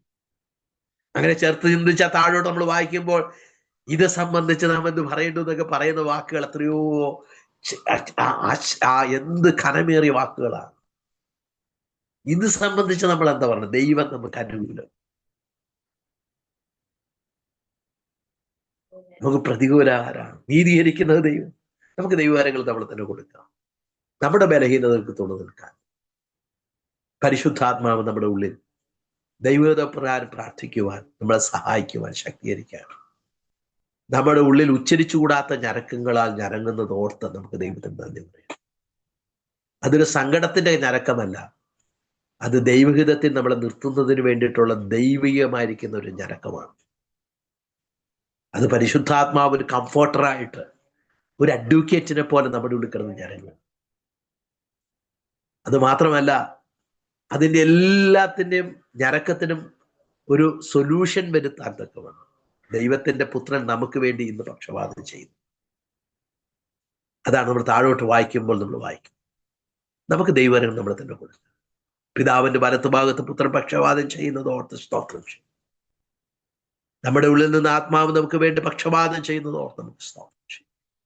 ദൈവവരങ്ങൾ നമുക്ക് നമ്മളെ തന്നെ കൊടുത്ത്, കർത്താവെ, അങ്ങയുടെ പുത്രനെ പോലെ ആയിത്തീരുവാൻ എൻ്റെ ജീവിതത്തിൽ എന്നെ സഹായിക്കണമേ.